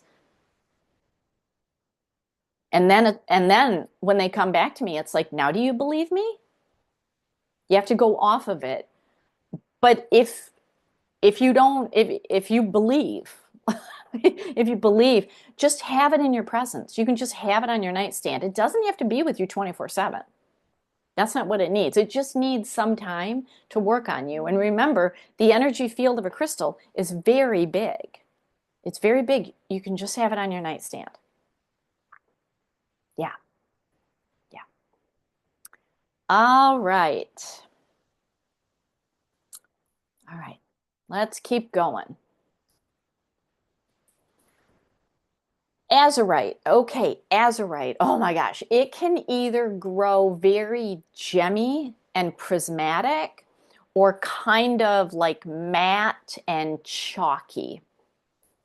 Now, it is a very soft Mohs hardness and it grows with malachite because both are secondary minerals that are formed when copper is oxidizing. So, copper mines are digging up azurite and malachite, which is green. And when they dig it up, they're like, yeah, we don't need this. We don't need this. So 1-800 azurite dealer, come get your blue mineral because we don't need it. That's not what we want. So it is being discovered as part of the copper mining process. And in ancient times, it was used as a pigment. I mean, this is what Cleopatra used for eyeliner. She used azurite. And it emerges with malachite when the earth has been traumatized. So it could be earthquakes, like internal trauma, or the digging up. It'll surface. And the gem variety is very rare and it is expensive. I have not offered the gem variety of azurite in my store because, I mean, you're going to get the size of a nickel for like $200. So I haven't done that. Doesn't mean that I won't. I just want to try to find a better deal. But usually, azurite you can find in most crystal stores. I haven't seen it faked at all. Doesn't mean that it's not happening, but I haven't really seen it. For our essential oils, I like the Envision oil. Even parsley oil. I mean, look up the energetics of parsley. But I like the Envision oil because this is a fantastic third eye stone. If you want to blow open your third eye, like blow it open. You're like, I've had it with not really accepting the intuition. Intuition is feeding to you all day long. You're just blocking it. And when you finally get to the point where you're fed up and you're like, I've had enough, put this on your third eye. It'll detonate your third eye. You got to be ready for it. Not everybody's ready. A lot of people come back to me and say, I have had a chronic headache since I did that. Well, Maybe you got to work your way up to it, but this will blow open your third eye, and then it's like, oh, so soothing. It is a phenomenal crystal. In Chinese culture, they respect azurite because it has dragon energy. We're in the year of the dragon right now. You need to be dragon, yowza. That's why I say it detonates your third eye because a dragon comes in. So, major intuitive psychic crystal. It also helps with fears and phobias because it gets you into an intuitive channel and gets you out of the third dimensional world. So, really good for brain disorders, people with dementia, Alzheimer's, Parkinson's, tremors, that sort of thing, ADHD. It stimulates the mind, so it's really good for people taking exams and giving interviews. It will stimulate the mind. Great if you want to keep mental alertness, helps with flare-ups of chronic issues. And when you combine it with malachite, because it grows a lot with malachite, it helps with churning up of emotional issues because malachite just busts open all the emotional turmoil and starts to release it. And malachite doesn't care if it hurts. It's like, you picked me up and asked for it, so here you go. It's surgery without anesthesia. Azurite, when you're doing this, helps you to know the root of the emotion. So it really helps with shadow work because shadow work, when you're triggered with something, it helps you get back to something in childhood where you just buried something. It helps you get back to that. And just knowing that helps you to integrate it as part of who you are. It's not that you're necessarily releasing it because nothing's wrong. It's just you need to acknowledge it and bring it into the light and stop hiding it. So it's very deeply healing. Really beautiful, beautiful crystal. All right, questions about azurite? When you're using it for shadow work, where should you place it? On your throat chakra? Wherever you feel the need to place it. Thank you. Yeah. Yeah, I mean these naturally work with specific chakras, and I've listed those in your workbook. But if you feel compelled to place it somewhere else, do that. Do that. Oh my gosh, literally my third eye is thumping on me because I was holding that. It's like it is. It's doing this. Like, oh my gosh, it is very Do you have strong. this in your store? Do you have azurite in your store? No, I do. I no, I've only had a couple of pieces a long time ago because you can buy this in any store. You can buy this in any Okay, store. good, So thanks. yeah, so I tend to not stock what is common in your basic crystal store, but the gemmy version, you're just not going to find that. That's really rare. So if I do stock it, I'm going to stock the gemmy version because it is gorgeous. Um, but if you have trouble finding it, because I don't know what every store stock, but if you have trouble finding it, or if you want me to get it, you can send me with a wish list, and I'll go look. I'll go look for it when I'm at my next show, which is going to be Tucson, February 1st. So. All right. All right. Let's keep moving on. We are making good time. 1, 2, 3, 4, 5, 6, 7. We are making good time. We may get through all of these today. Brandberg. Oh, the love of my life. Brandbergs. And I have Brandbergs. These are rare. These are rare. Oh my gosh. And here is the thing about Brandbergs. They are monogamous. And I literally learned this lesson 2 years ago. I have been working with Brandberg since 2012. And the picture that you see on the right is my Brandberg. There's an angel right in her primary facet. And she's also covered in druzy quartz. She has a water bubble, which I'm going to talk about tomorrow. And oh, she loves to show off her water bubble. She's also a Divic temple, and she's a channeler. You're going to find a lot of advanced and master features in Brandbergs. But I learned 2 years ago that they are monogamous. So this will absolutely pick you. And you don't pick a Brandberg, the Brandberg picks you. They can be a little pricey. So I've got small, like 1 and 1.5 inch pieces in my store. I mean, I think I've got a couple that are over $100, but I've got some that are under 100. And it's because the mine is closed. It's closed right now. So there's just we can't get the Brandbergs. And I happened to get a flat of them a year ago, and the lady didn't know what they were at all.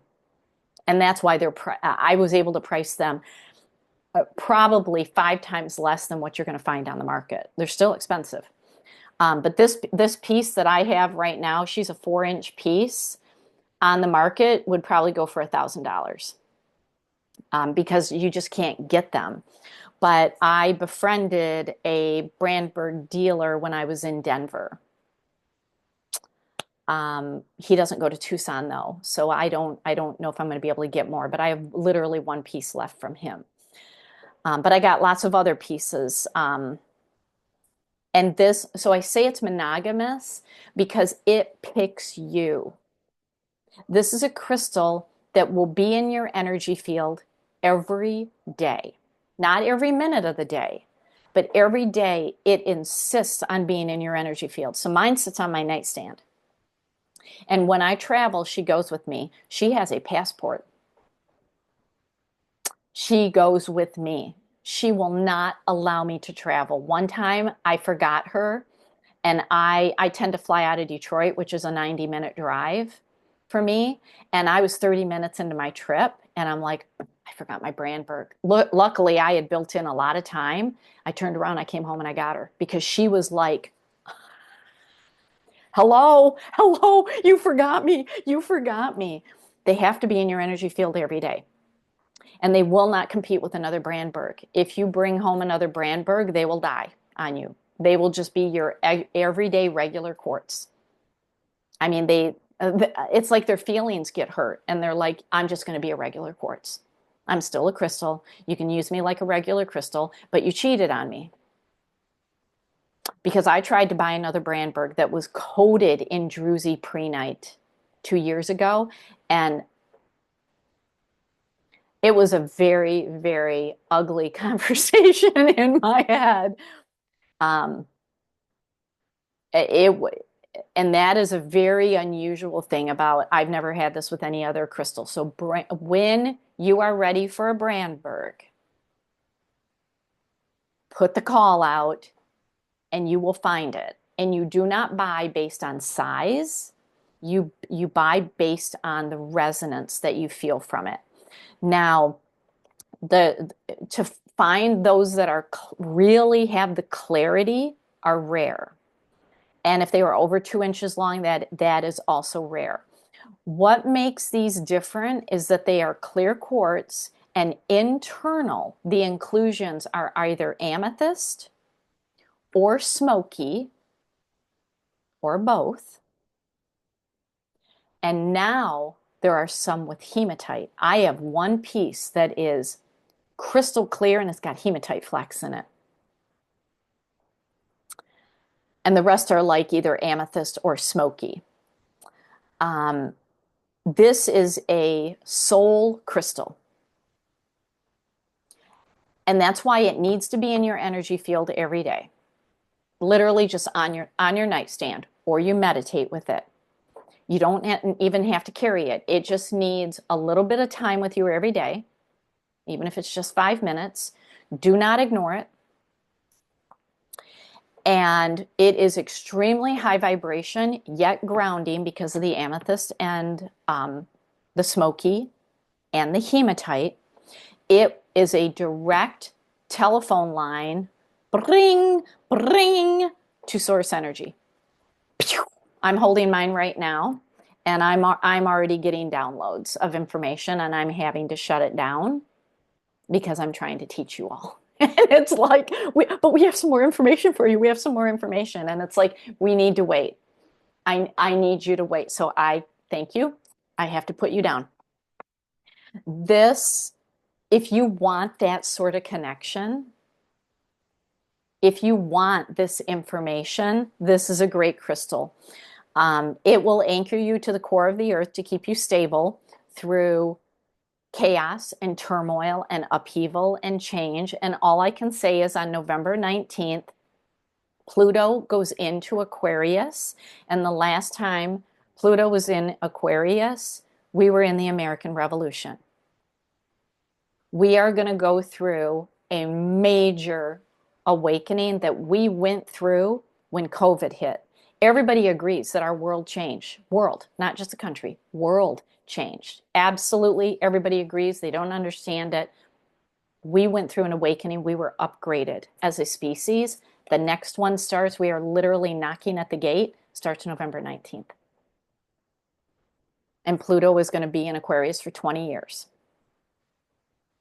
This is a crystal that is very powerful. Very, very powerful. It is a soul mission crystal. It likes to work on the soul star and the stellar gateway. And that's why you can have it on your nightstand as you're sleeping. Because it's that far away from you, but it's in the energy field, and it's really working on those chakras.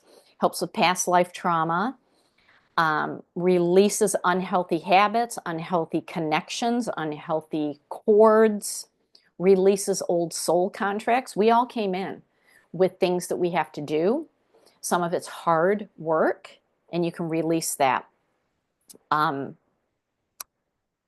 Remember that Brandberg's pick the person. Just don't, with ego, say, I gotta have a Brandberg. And I will just take whatever one I can find.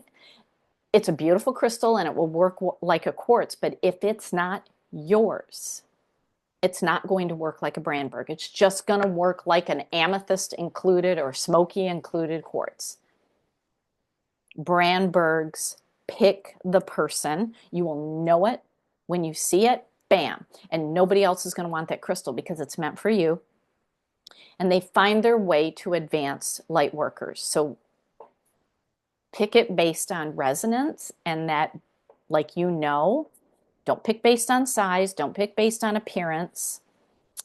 The oils I like with this are Transformation, Higher Unity, and the Northern Lights Black Spruce. All right, questions about Brandberg. I love Brandbergs. Oh my gosh, so much. So much. So much, so much. Ellie, I have a question. Yes. In your Sacred Shift group, do you talk there about like Pluto going into Aquarius? Mm-hmm. Yeah. All right. Yeah. Thanks. Yeah. I go through all of that. I'm going to be putting on my social media pages later this afternoon. I was out walking yesterday and just bam, got a download that, oh my gosh, we're at the next awakening. And awakenings are not easy. I mean, think about COVID. Everybody was fearful and angry. Those are the two primary emotions. When you're in fear, you go into hiding. You protect yourself. And when you're angry, you go out and you make change. And that's what we saw with COVID. People did one or the other. And when there is a big population of people in fear or anger or both, that elevates humanity, that elevates the collective consciousness, and it takes a collective We are in that again. And it is no surprise that it is literally on the eve of Pluto going into Aquarius. And all of a sudden I got this yesterday and it's like, oh, okay, now, because I've been talking about this for 4 years, but I didn't understand exactly what was going to be the catalyst. So yeah, it's going to be interesting. Don't be scared. Don't be scared at all. I mean, a lot of people were very scared of COVID. COVID just asked us to change our way of living. Liz, it's phenomenal. I cannot describe how much information comes through on the sacred shift. I mean, I'm tearing up because it's one of those you almost want to go, I just didn't know that so much could be contained all in that. And it just urges you to just, Yeah. it's worth it. I'm just going to tell you it's worth it. Yeah. There's days I wasn't sure, but it is so worth it. All right, thank you. Because there's so much happening out there that once you hear it, like you know what's going on. Like your higher self is dripping on you all the time. And it may be struggling to get through some of these higher chakras, but it's literally tapping on your door every minute of the day saying, hey, hey, hey, hey, hey, pay attention to this. Disregard that. Stop listening to this. Look over here, like this. This look at what's going on. And then things start making sense and you can just start looking at things. Like even when I was doing so much education during COVID because people were freaking out, I'm like, COVID is targeting the lungs, which is where we store grief. Everybody on this planet is full of grief because of how humans treat each other. And it's targeting the throat, which goes into the lungs because of how people speak to each other. And COVID hit it because it's the weak spot of the human body. There's other COVID variants that may hit the digestive tract or the lower GI. This one hit grief and how we speak to each other. The planet didn't learn from that. So basically we're going into the next, let's walk through the next door. Because it's like, okay, hello, McFly, can we learn the lesson? And it's literally destroying the reality that we all know. That's what we're walking through, and we're going to go into a new reality. Because the reality that we all knew before COVID doesn't exist anymore. Yeah, how we behave, how we live has all changed.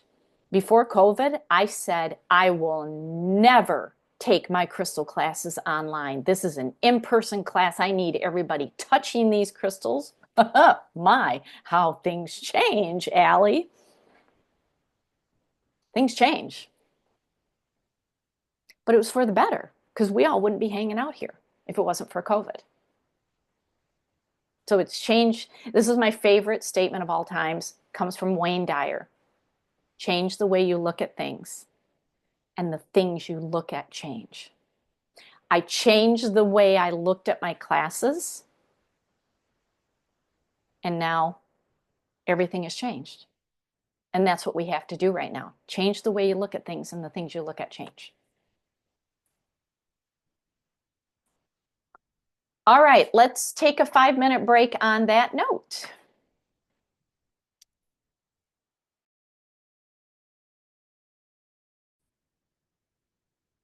Okay, I just ran into my crystal storeroom. These are not, I have a lot of tumbled pieces that are relevant to all the classes. These are like more like of the natural handheld pieces, I think is maybe a better word for it. Take a screenshot. This is what I have. Some pieces I only have one left.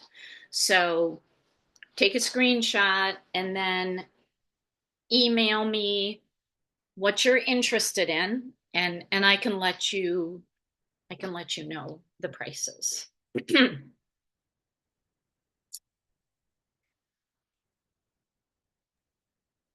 Do you know if any of the prices are, say, I will leave that up for just another couple of seconds.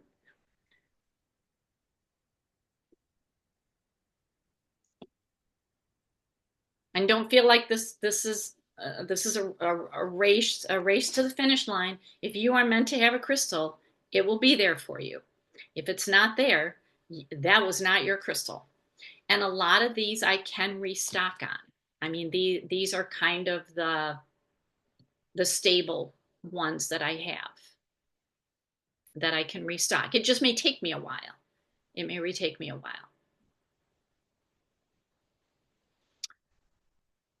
All right, we are going to move on.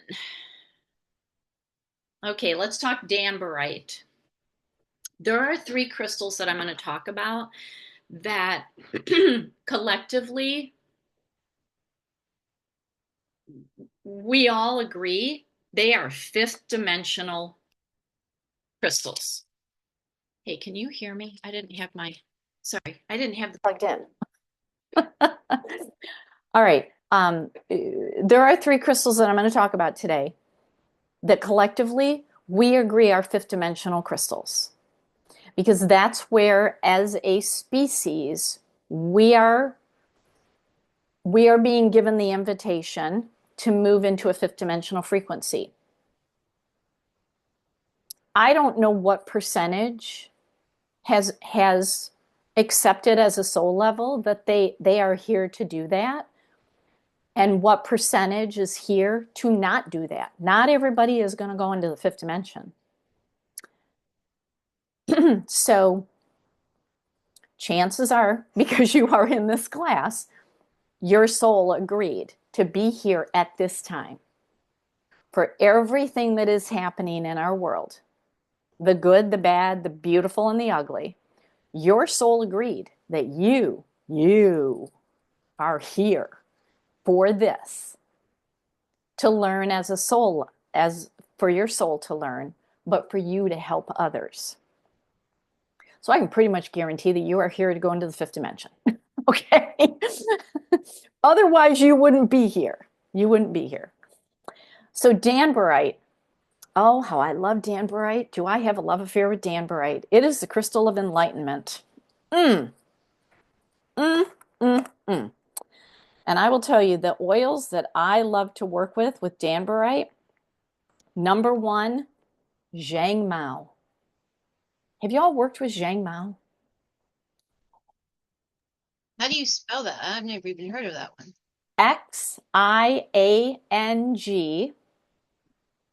Xiangmao. Zhang Mao is the essential oil of advanced enlightenment.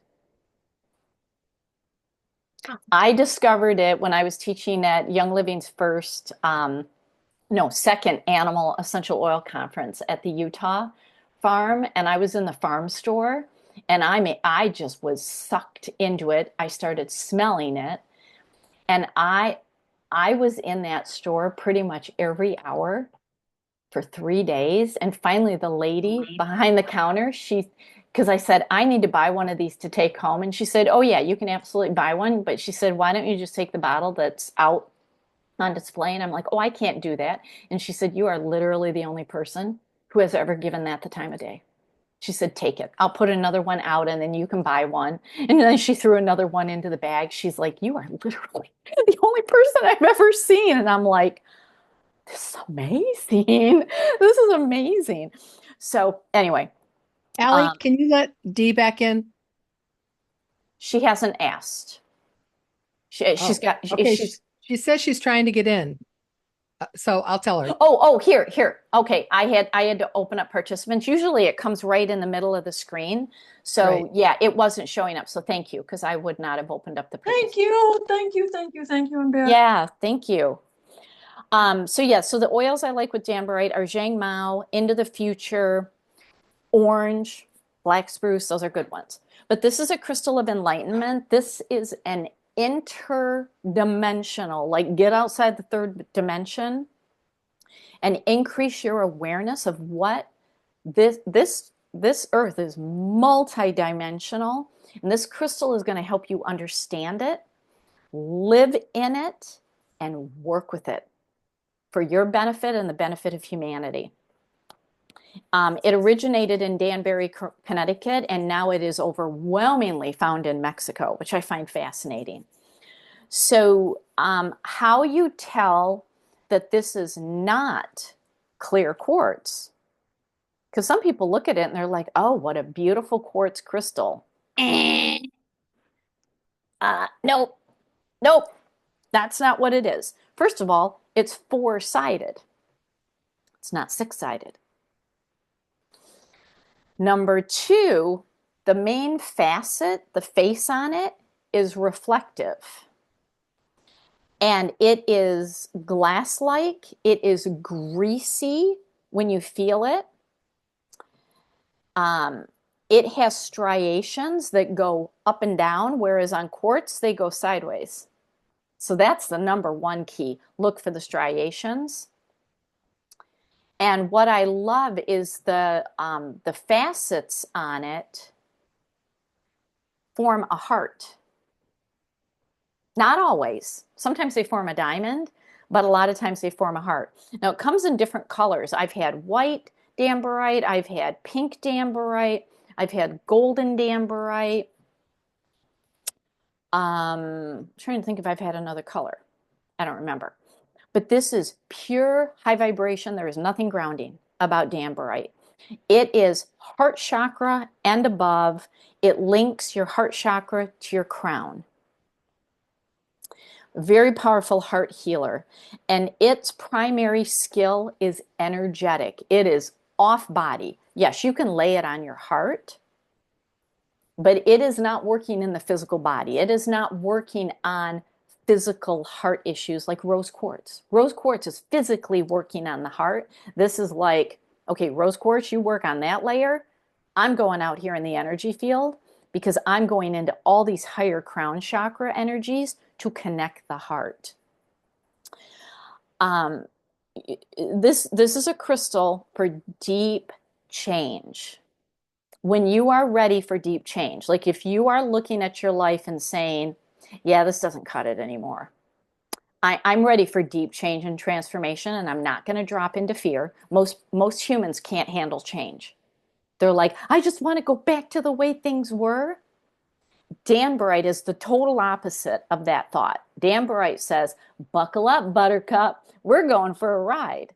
First, going to work on your heart so that you don't self-sabotage. But we are going to leave the past behind. We're going to cleanse your karmic energy, and we're going to go in and heal your ancestral wounds and help you integrate them. You don't release them, you integrate them because it makes you who you are. It makes you who you are. All your genetic traits, the nose that you got from your great grandfather, you don't release it. You integrate it into who you are. It's like, hey, I have an Austrian nose. And that's what this crystal helps with. It is a sweet, pure vibration. It's not harsh at all. It's very sweet and just very pure. And, I just stick it in your bra, just wear it like that, put it in wire wrap it and wear it so it hangs over your heart, put it on your forehead. I mean, it is fifth dimensional. It just takes you into a whole different energy. I love it. And I love how it grows. It is such a beautiful, beautiful crystal. Now, most crystal stores may have white dambarite, little pieces. It'd have to be a big crystal store. They might have it. I try to always keep it in stock. But when I can get the pink or the golden that's rare, ooh, That's what I love to have. And the big pieces, not the small pieces. That's what I try to have. All right, questions about danburite. So I actually have this piece that I wasn't sure what it was. Mhm. Can Danburite look like this? Yep. Okay, because it feels the greasy, and when I scratch it, I can see the scratch I made, though. Mhm. Does that make sense? Yeah, it's hard to see through the camera, but just Yeah. in general, it does look like, is it four-sided? It is four-sided. Yeah. Actually, that could be a tabular quartz. Are there striations going up and down? Yes. Okay, well then that's a clear sign that it's Well, danburite. they're actually going diagonal. Mm, you may need to send me a real clear close-up picture. But the like this side of it here Mhm. is up and down, and that part feels greasy. It's just a weird texture. I'll try and send you a picture. Okay, because tabular quartz doesn't grow exactly like this, but it grows flat, like tabular. It's flat. It's flattened. It doesn't grow like a normal quartz. But the up and down feature of the danburite, that's unique to danburite. Okay. Yeah. Yeah, the side of it looks like the picture of the one with the heart. Okay. All right. Then yeah. So Yeah, and this they can connect. I mean, they can grow connected to each other. okay. Yeah. Cool, thank you. Okay. All right, let's move on to demoderite. Oh my gosh, how I love demoderite. I love this in grids. I love this in grids. Now, I have demoderite tumbled crystals in my store. I always have demoderite tumbled because it is powerful, powerful. Because it removes blocks and it opens doors. Because if you're building a grid, it's because there is a block that needs to be released so that a door can open to get why you're building the grid. And this is why I have demoderite in a lot of my grids. Now, when you can get the demoderite included in quartz, it is beautiful. I do not have this in my store right now. I've not been able to find this for about 3 years. And I don't know why. But it can grow like needles inside the quartz, or it can be a coating on the outside. I don't know if you can see this on the screen. I have one where it's the demoderite coating on the outside. It's not internal, but I'm always on the lookout for this. And it comes and goes. Sometimes it's easy to find, sometimes it's hard to find, and right now it's hard to find. Um, but this, it's a beautiful, like blue, sometimes periwinkle color. And it does come in other colors, but this is the primary color. And I mean, the blue comes from a mix of minerals. It comes from, um, um, it's called corderite. It comes from kyanite. It comes from andalusite. It comes from stalagmite, muscovite. It's rutiles. I mean, it's a lot of different colors. Some people call it blue quartz. No, no. This is far beyond blue quartz.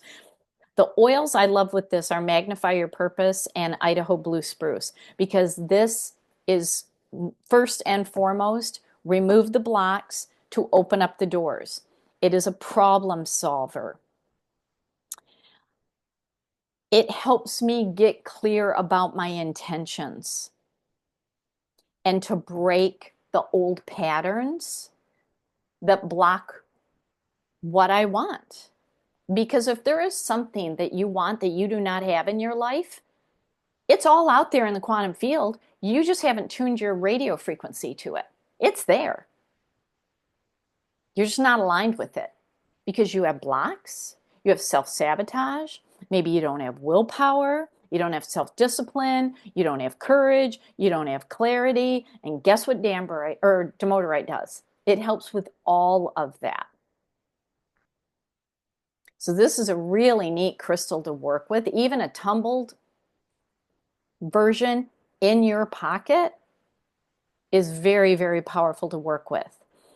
And it also helps us to adapt our expectations for how society should be. Because when we have expectations of anything or anyone, we are 100% of the time going to be disappointed, and then we literally make ourselves sick. It helps us to adapt our expectations so that we can flow with chronic changes that are happening. It's also good for people who are just not comfortable in their skin. Maybe they're a star seed and they're like, oh my gosh, planet Earth, I just don't feel comfortable here anymore. Demodorite is a good crystal to work with. It's very calming, it's very cooling. Love this crystal. Questions about demodorite? Okay. Let's keep moving on. What were the Epidote. oils? Idaho blue spruce and what else? Magnify your purpose. Thank you. All right, epidote. So I have a funny story about epidote. So up until about 2 years ago, I was terrified of this crystal. Terrified. I coined the name the kick your butt crystal. This is a swift transformation crystal. Because very early on when I was starting to teach this class, I have a friend, she lives in Northern Virginia, and she's an intuitive. She does animal communication work, human communication with spirits, a very high level professional Washington, D.C. woman. So we get along very well, you know, high power careers and intuitive. And she got a piece of epidote and her life fell apart literally in a matter of weeks. She got diagnosed with cancer. Her husband divorced her. She lost her job. And she's like, oh my gosh, this epidote is kicking my butt. And I'm like, I'm sorry, a crystal can't be doing all of that. And she's like, oh yeah, it can. And I'm like, well, then you need to bury that baby in the ground. You need to get your life back on track. Now she lives more out in the country in Northern Virginia. She's doing work that she loves. She's healthy. She's happy. She had to go through a major metamorphosis. It is a kick your butt crystal. But when it is embedded in prehnite, which I'll talk about later, prehnite softens it. So epidote is not for the faint of heart because in Greek, epidosis means to increase. So it's called the crystal of increase because it will increase your current vibration and your current mindset.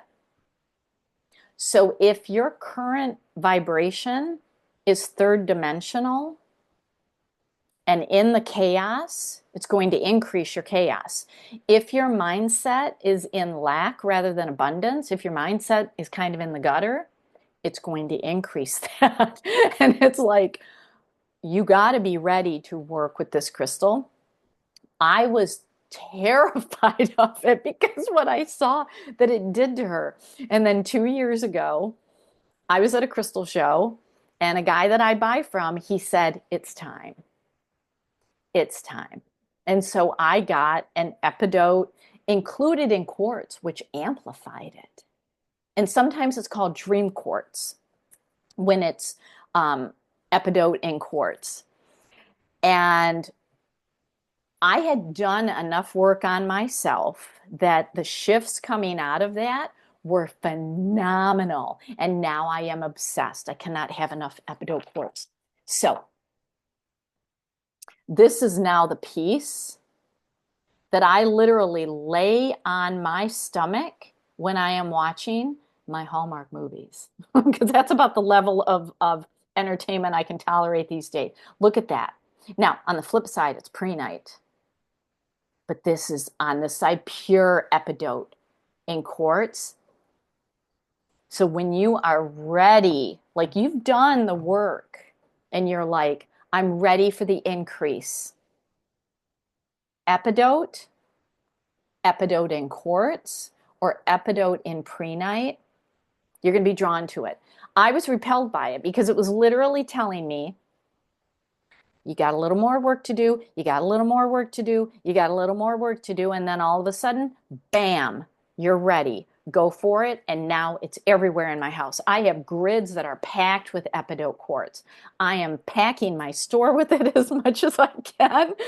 I love it. I just love it. It's not for everybody. So if you're pendulum testing and it's like, nope, it doesn't mean that anything's wrong with you, like you're just whacked out energetically. It just means you just got a little more work to do, work with some of the other crystals, and then you'll be ready. Because it shifts, it's going to shift your energy. And when you are of the right energy, where you are focused on what you want rather than what you don't want, most people focus on what they don't want. And you don't need epidote to increase that.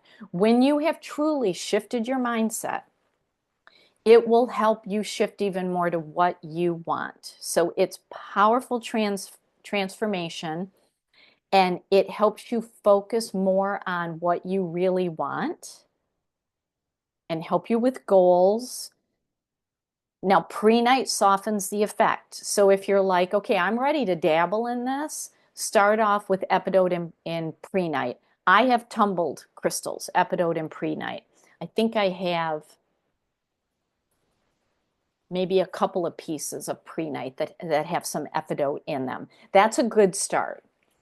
That is a good start. And you can always test this out because it will show you. It is a very honest crystal. And if you're like, I don't really know where I'm at, okay, work with it.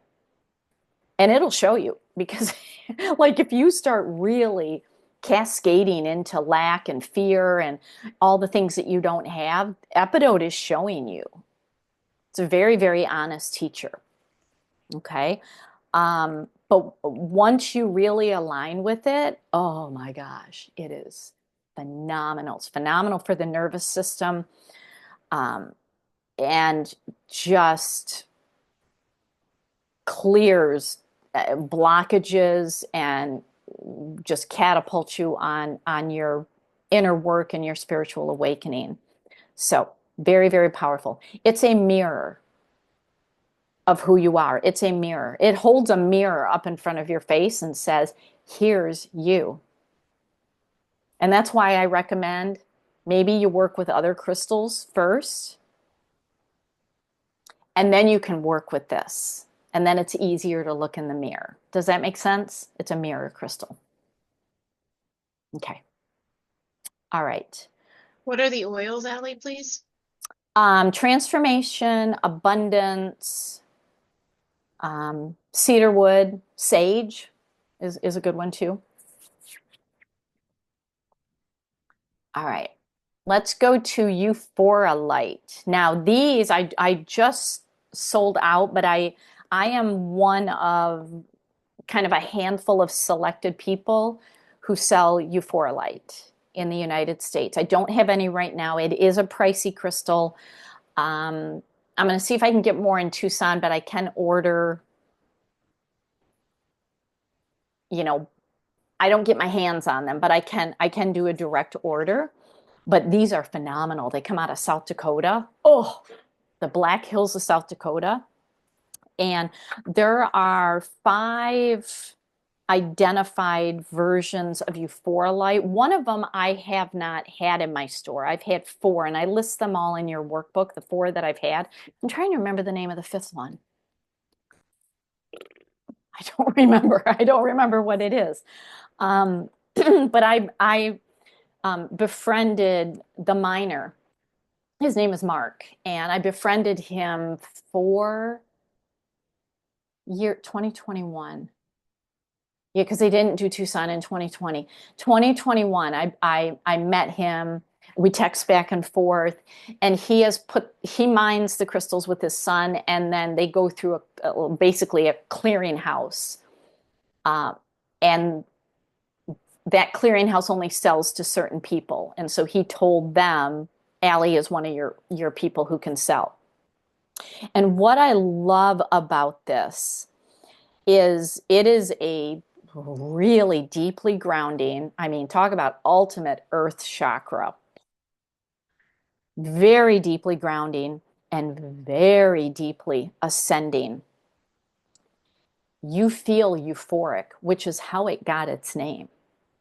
I mean, these are miners and geologists that felt the euphoria. And so they called it euphorolite. There's a battle going on between two different mines right now, and the other guy disappeared. His name is Gary, where he was mining euphorolite, but he started encroaching on Mark's territory and kind of got a little ugly. And then all of a sudden Gary disappeared. I didn't see the other guy at Tucson. I didn't see him this year. And I'm trying to think if I saw him in 2023. I don't think I did. He's just kind of disappeared.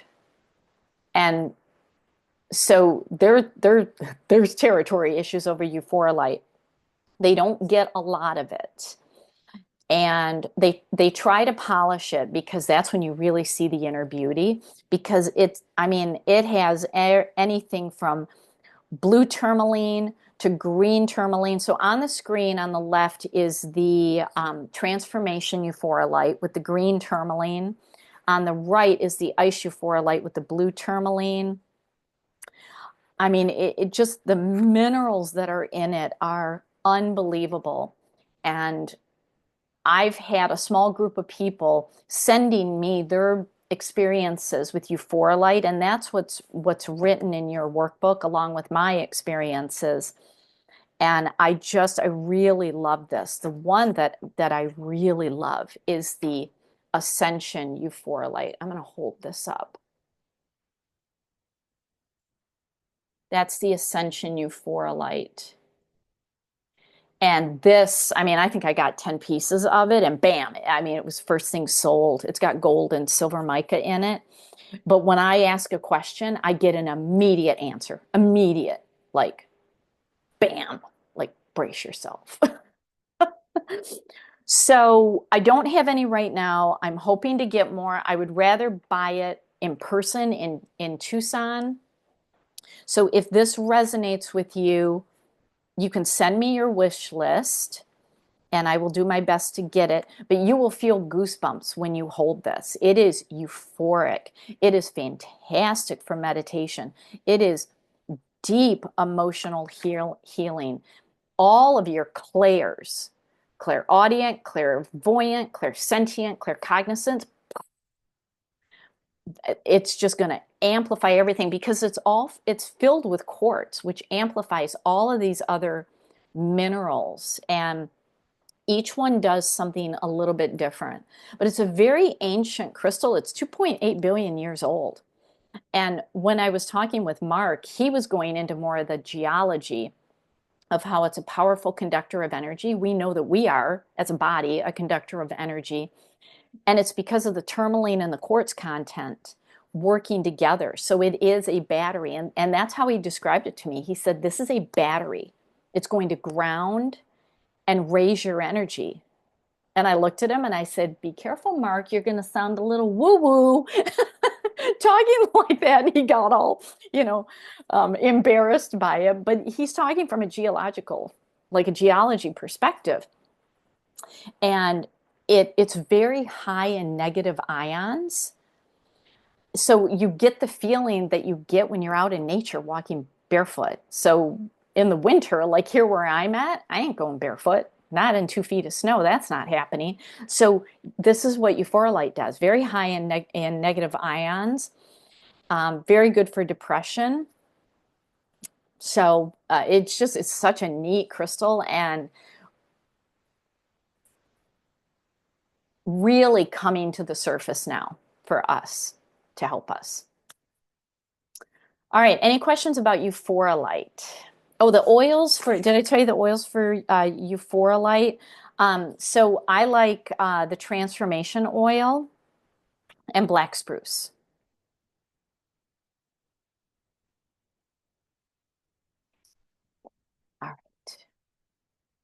Let's go to Herkimer diamonds, which come from Herkimer County, New York. Now, I am seeing Pakistani Herkimer diamonds. I don't think so. Absolutely not. There's something. They are a quartz, and they may look like Herkimer diamonds. Herkimer diamonds are location specific. Euphorolite is location specific. They are named and they are in a specific location. Auralite is location specific. All right. So, and I actually know a guy that I don't buy from him that much anymore, but every now and then I'll buy from him, and he sells what he personally named Pakimers, the Pakistani Herkimers. And I mean, I went to town with him on it. I'm like, first of all, did you register it with the commission to call it that? No, I don't even know what the commission is. Well, then you ought not be naming a crystal. Okay. Otherwise, I'm going to start calling crystals, you know, Allie's unicorn extravaganza rainbow crystal. I mean, that's no. So we had words about it because he knows how I feel about it. And Herkimers are location specific to Herkimer County, New York. Now you can go to Herkimer County, New York, and there's mines, you can go mining. You can absolutely go mining. I have friends that go mining, and then they message me throughout the day, and they're like, don't do this. This is backbreaking. Like, I'm in pain. Like, I would just rather go to the stores and just buy it. But it's an experience that you can have if you want to do that. This is the go-to crystal if you want to raise your personal vibration to handle the energies on this earth.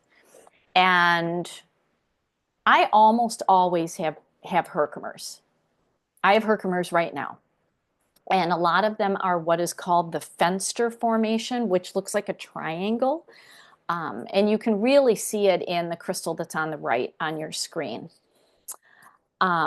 So these are naturally double terminated. Some of them have anhydrous, which is a water bubble. We'll talk about that tomorrow. Some of them have carbon, so there's little black specks in them. Some of them have iron, so it's yellowish, so they're called golden Herkimers. And so the difference, so diamonds, like real diamonds, are just pure carbon, whereas Herkimers are carbon with silica. Diamonds don't have silica. Herkimers have silica. So that's why they're called Herkimer diamonds, because they look very diamond-like, but they have silica. So the oils I like are frankincense, black spruce. I mean, you're going to start seeing a theme with a lot of the same oils. And the abundance oil. This is quantum healing with white light. White light, the white ray energy, highest vibrational frequency. Quantum healing is where you get into the quantum field where everything is, and you're bringing it down to you right here and right now. It's also an attunement crystal, so it attunes you to higher frequencies. Like when I do attunements in my energy classes, whether it's Reiki or IET, they get attuned. They go through a attunement. That's the only way I know how to call it. I do a thing in their energy field to align them so that they can tap in and tune in. That's what attunement means. You are tuning into a higher frequency. Well, Herkimers do that. It realigns your energy structure. I mean, it helps with DNA realignment. It's a great crystal to stay connected with someone who is not here. Either they've passed away or they just live in another location.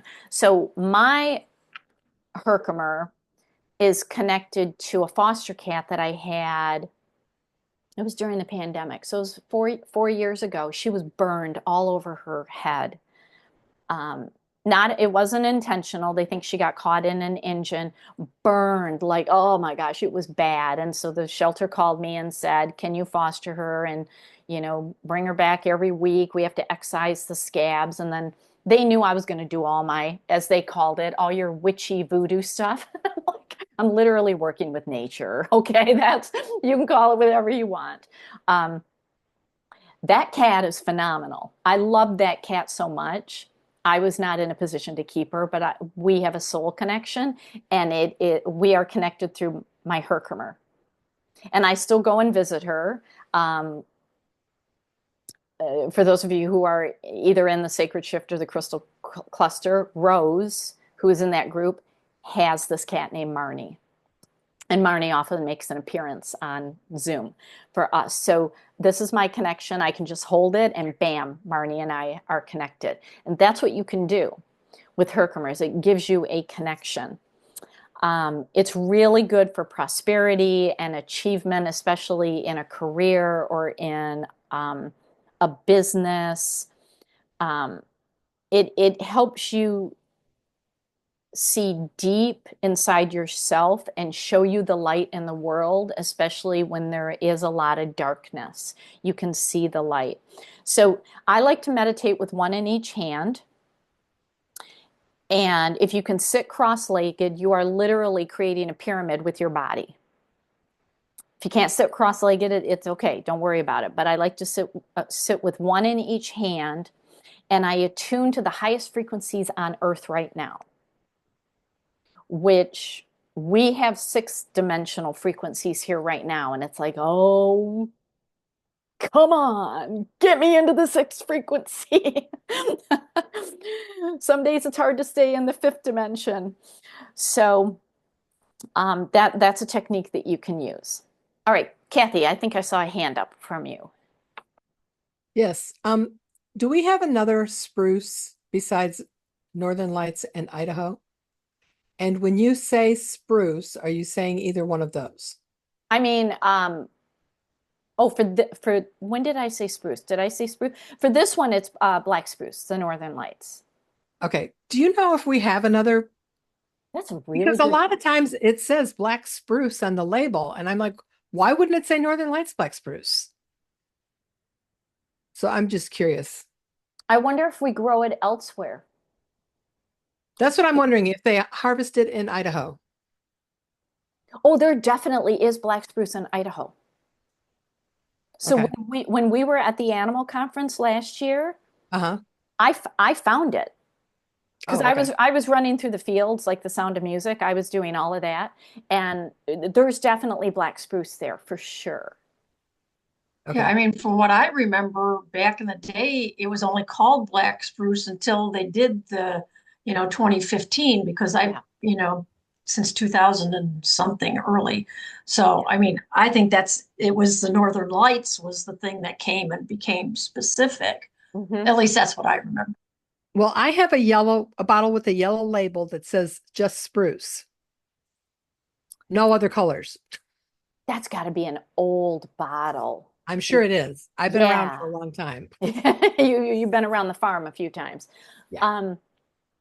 Yeah, that's got to be that's probably just an early spruce. And I'm wondering if the species of spruce is on the label because that'll tell you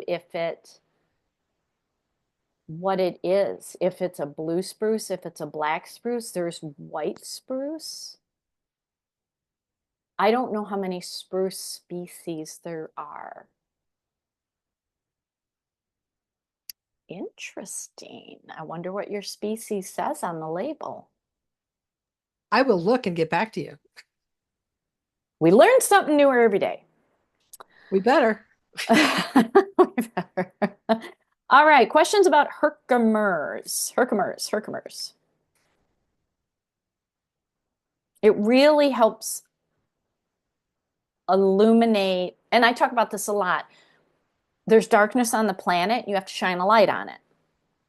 This illuminates the darkness to shine the light on it. It helps you see what is dark when maybe other people don't see it. It illuminates it for you. All right. Okay, let's go on to kunzite. Okay, kunzite I do not have in my store. Right now, I am struggling to find a dealer. I think I'm close. I just got to get them to tell me a little more information. because kunzite mostly comes out of Afghanistan. And when the Taliban took over in August of 2021, the money from crystal sales goes to the Taliban. And I personally am not going to fund terrorism. I'm just not. There's other crystal dealers. They don't even think about that. They just don't think about that. So kunzite is beautiful. I love it. I love it a lot. Now I have a pair of brothers who are here in the US, and they have a sister and a brother-in-law in Afghanistan who are doing their mining, and they tell me that they smuggle it across the border to Pakistan, and then that's where they export it. And it's hard having these conversations with them. And I just haven't felt 100% that the money isn't still, there may be still some money going back to the Afghanistan government.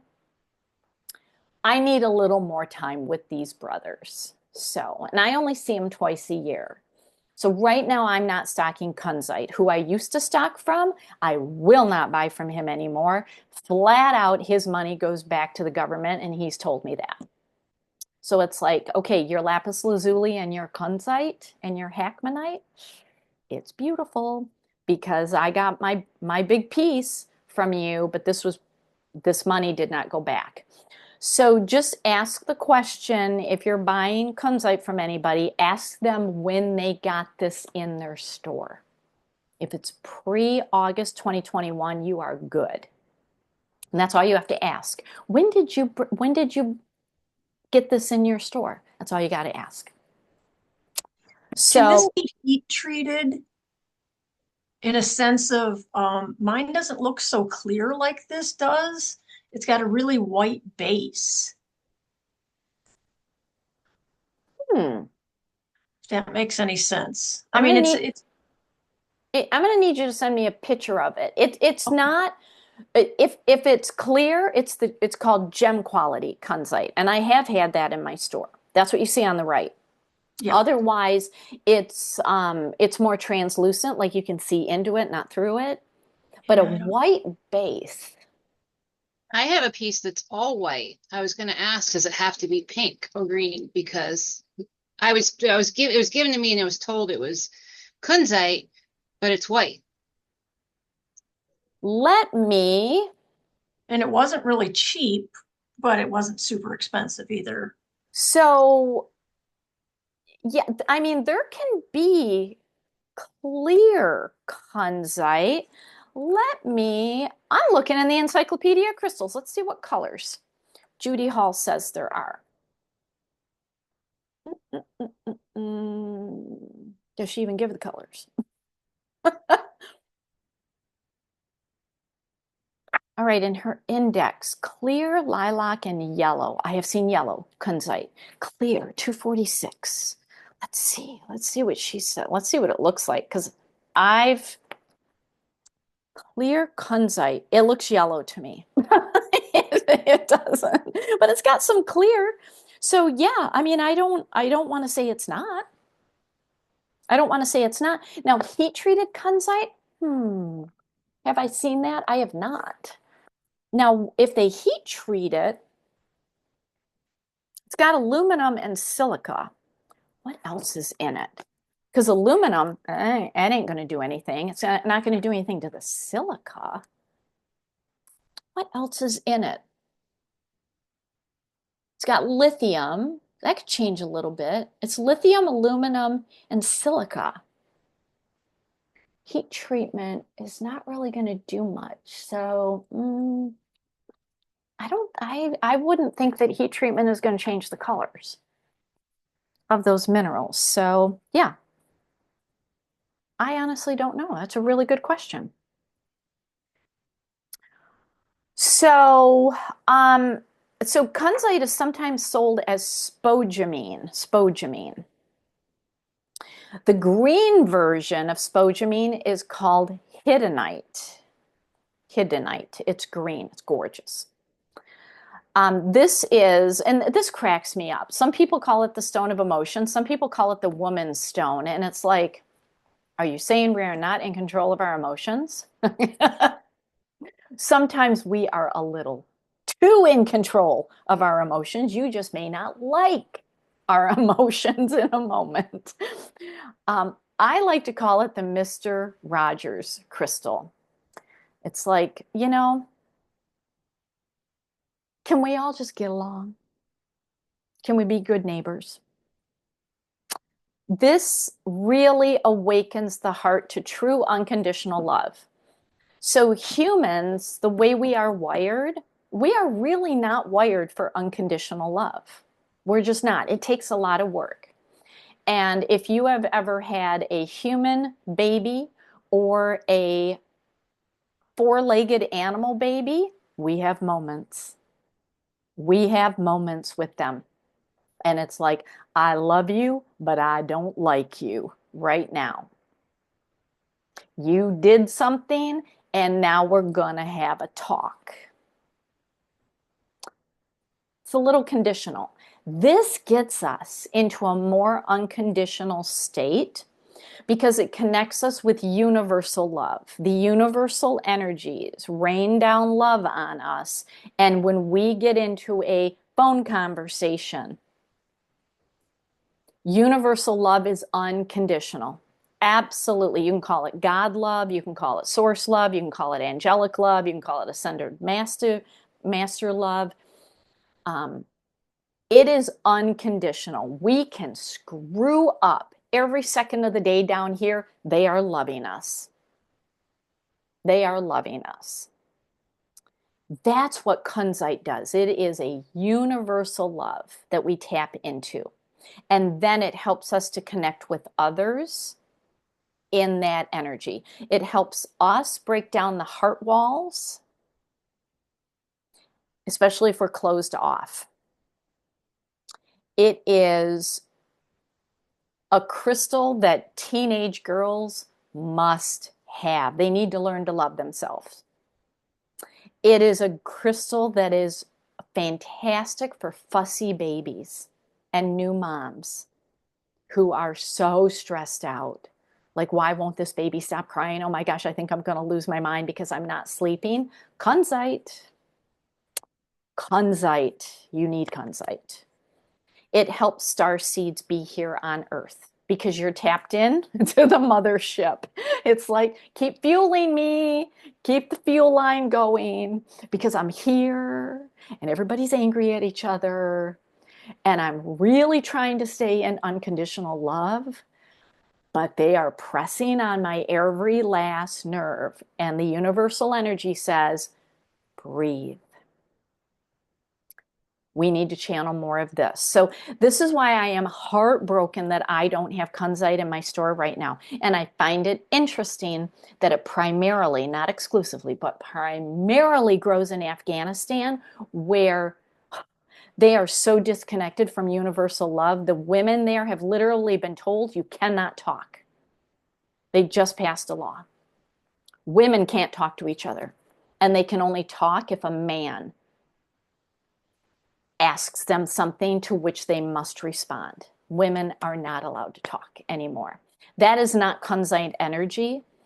So I don't know what the heck is going on with it, but I still think this is a tremendous crystal to have. I almost need to find an alternative. I am going to talk about other pink crystals, but this is a universal love energy. Probably a good alternative. Oh, I need to make myself a note because I have some of these for the crystal cluster Sunday. And if I have any left, they will go public the following Sunday on my Facebook page. I got some more pink lithium quartz. So I need to have a little intuitive conversation of whether I replace this out with pink lithium. So that would be a good alternative.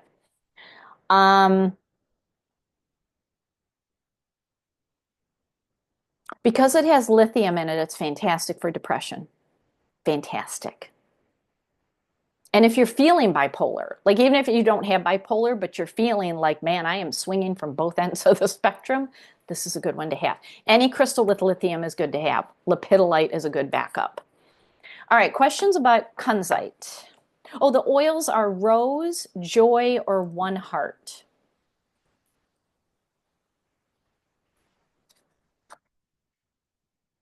Questions, questions, questions. Okay. All right, moving on, moving on. Oh, by the way, the largest piece of kunzite that's been found to date is 47 feet long. It's 100 tons, and they found it in South Dakota near Mount Rushmore. Now, finding South Dakota kunzite, I have never seen it. I have never seen it at any of the shows. So it's like, I'm sorry, if there is a big 47-foot piece that's 100 feet long, can we chop it up and put it into little pieces and put it out into the shows? Because I will buy the 47 feet and 100 tons of it. I will buy that for you all. But I've never seen it. So I don't know. I don't know what they're doing out there in South Dakota. We need to get more. All right, kyanite. Whoa. We got 4 colors of kyanite. And I've got one going up Sunday in the crystal cluster. And I will leave you guessing on that. Kyanite is an attunement crystal. And depending on the color is going to tell you what it does. So blue kyanite is everywhere. You can find it in every crystal store. I've not seen fake versions of it. Sometimes it grows with quartz, and so it's amplified. But this is a very high vibrational crystal, but it's got aluminum in it. So it is also grounding. So it's got both of those energies. And this is quantum healing. You are in the energy field for total balance. This is a crystal that I have in my pocket when I do energy attunements on people. Okay? Because it raises my energy to get out of the third dimensional chaos so that I can channel down the energy and imprint it in people without my energy, good or bad, getting into their energy field. So if you are doing any energy work on anybody, you must have kyanite on your body. Stick it in your pocket. Blue kyanite is the easiest, absolute easiest to do. Now, I still have in my store, it's called Gem Quality Blue Kyanite. Can you see on the screen how you can see through it? It's translucent. See how you can see through it? Oh, I still have some. I get so happy when I hold this. So that you don't see every day. So I know I have that. I don't even remember what I put on the screen for you a little while ago. I may have green kyanite. I did have it. I may have it. I honestly have already had amnesia about it. But this is pure spiritual energy that is grounding. If it's blue, it is working on all energy layers to soothe. So it's going to soothe your nervous system. It's going to get you into nervous system regulation, which is what we need. If it's orange, this is working on your creative blocks. As humans, we are meant to come here to create something. If it is green, this is working on emotions. And if it's black, it is working on stuck energy and toxic cords. All right, I'm just going to tell you I got black kyanite. It's going up Sunday in the crystal cluster, and I think I have enough that will go over to a public sale the following Sunday. And if you have all 4, you work all 4 together in total balance. So, have you ever had black before? I mean, I've had it personally, but I've never had it in the store. So, yay. And I've never had orange kyanite. That is difficult to find, but I put out my feelers for it. So oils I like with kyanite are lavender and harmony. All right. I'm like giving away the farm by telling you things that are like super secret. All right. All right, let's move on. I'm going to talk about hematite and magnetite at the same time. And I gave you a chart in your workbook that compares because I use the two equally simultaneously, one in lieu of the other, and I use them exactly the same way. You all got a hematite as part of your advanced package. You all got a hematite for a reason. Because tomorrow, I'm going to put you in a body layout with hematite and quartz, and it's called a light column activation. Remember our chakra light column hooking to the earth? That's hematite or magnetite. Quartz hooking to source instantly balances your chakras. Bam! It's your battery. Because remember, the earth has an iron core and silica crust. When you put magnetite or hematite with quartz in your energy field or on your body, battery, you just charge. Just like you plugged yourself into the system and you just recharged your battery. Very grounding. Super grounding. I love it when I get hematite included quartz. It is gorgeous. It's basically this red glittery infusion inside quartz. And then I have one piece of hematite Brandberg in the store. Magnetite is increasingly difficult to find. I literally have pieces in my store that are the size of your pinky thumbnail. That's it. And I have a lot of it. I mean, I've got several hundred pieces the size of your pinky. That's all I have. But you can grid with that. I got bigger hematite pieces that that I sent to you all. Sometimes magnetite is called lodestone. And I love how they grow because magnetite grows in the tetragonal feature. Very hard to find it in the natural form. And I don't know why magnetite is so hard to find right now, other than it is pure iron oxide and they are using it for the iron. They're using it in industry right now. That's the only thing that I can think of. It is just so very hard to find. But when it will literally attract iron. So you can go to like a beach. There's a lot of iron shavings, microscopic, on beaches. And if you take, especially if you have one that is magnetized, it'll literally suck up the iron. Now, a lot of magnetite has lost its magnetic pull because if you just drop it, it'll start to lose its pull. And a lot of crystals get banged around in process, but it still has the energy of a magnet. And it will align your chakra light column. It is very, very, very grounding. It is like, it is just pure iron, and it's fantastic for your nervous system. It is needed for ungrounded traits like anxiety and autoimmune. And hematite, same thing. I mean, just very protective. It anchors the body. And so I've given you that chart on the one page that shows you this very slight difference between magnetite and hematite. And if you're not sure what you have, you can literally take it and scrape it on paper, because magnetite is going to leave a black residue. Hematite leaves a reddish brown. They grow in different crystal structures, but I use them exactly the same way. So when I can't find magnetite, I give hematite. But I have little tiny, like literally the size of your pinky nail, like lots of that. I've got a full jar of it because that was, I mean, that's all I was able to get.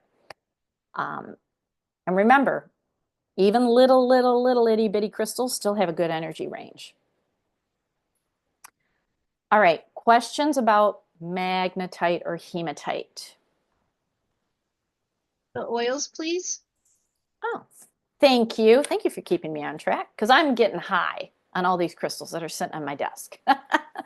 I like blue tansy and valor because when you're dealing with deeply grounding iron or aluminum based crystals, they help with fear because they anchor you to the earth to help with fear. Blue tansy and valor are your fear banishing oils. Absolutely.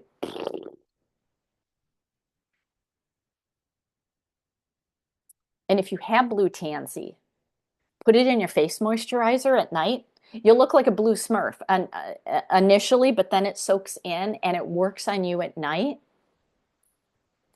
so that as you are processing and getting energies, you're not having nightmares. So I love to share that with people. Like if you have nightmares, um, just put blue tansy on your face and it's phenomenal for your skin. Phenomenal. So Allie, you might remember that I had an incident recently with my horse. Yeah. It was very emotional. I mean, that's really what that was. And I did use a lot of the anti-inflammatory oils, but when I put Valor, it just went because I'm going to tell you, it shook my world, Yeah. scared the flippin' crap out of me because I've Yeah. never had that happen before. Yeah. So thank you. Yep. And it's the blue tansy base of valor that makes it what it is. And interestingly enough, there's blue tansy in peace and calming because fear takes us out of peace and takes us out of calm. Gary knew what he was doing. All right, let's do one more and then we'll take a break. All right, let's talk about Nirvana quartz. Okay, Nirvana quartz. I have some pink Nirvana. I've got little tiny pieces of pink Nirvana. Pink Nirvana is very rare. Clear Nirvana is rare. I mean, these are rare, but to get pink is really super rare. Sometimes it's labeled glacier quartz because it's so high up in the Himalayan mountains that it grows in glaciers. Some people call it ice quartz. Some people call it growth interference quartz. So you're going to see it by all these different names. And I mean, a lot of people feel that it is not the prettiest of quartz because it has all of these like pock marks on it, all over it. And it's because of how it grows, because it grows under the glaciers. And so it's a very unique look. It's a very unique energy. It kind of has points, but not like you would see in a traditional Himalayan, which I will talk about before we end today. So it doesn't have like the traditional six-sided quartz formation because it's growing underneath glaciers. It kind of grows in chunks. I often find celestials on it. I often find record keepers, which are triangles that I will talk about tomorrow. It only comes from the Himalayan mountains. This is pure, high vibrational, white energy ray or white flame ray.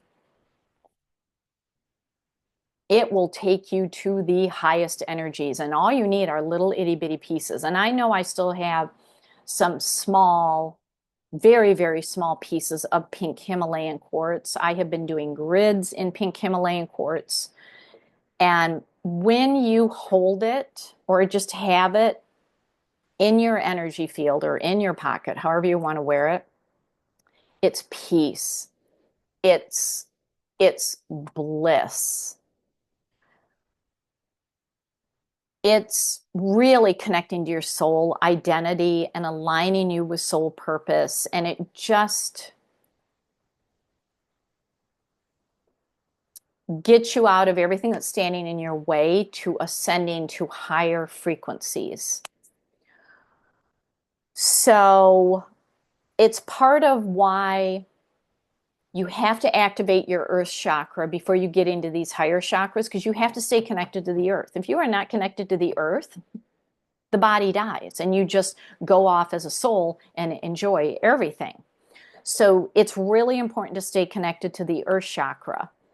And this does have a connection to the earth chakra, but I mean, it is just pure heightened energy. It's going to raise the chi energy in your body. So,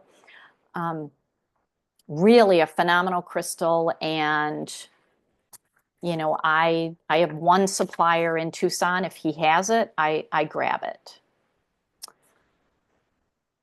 Questions about nirvana? Oils? Oh, this is going to be like higher unity and rise above.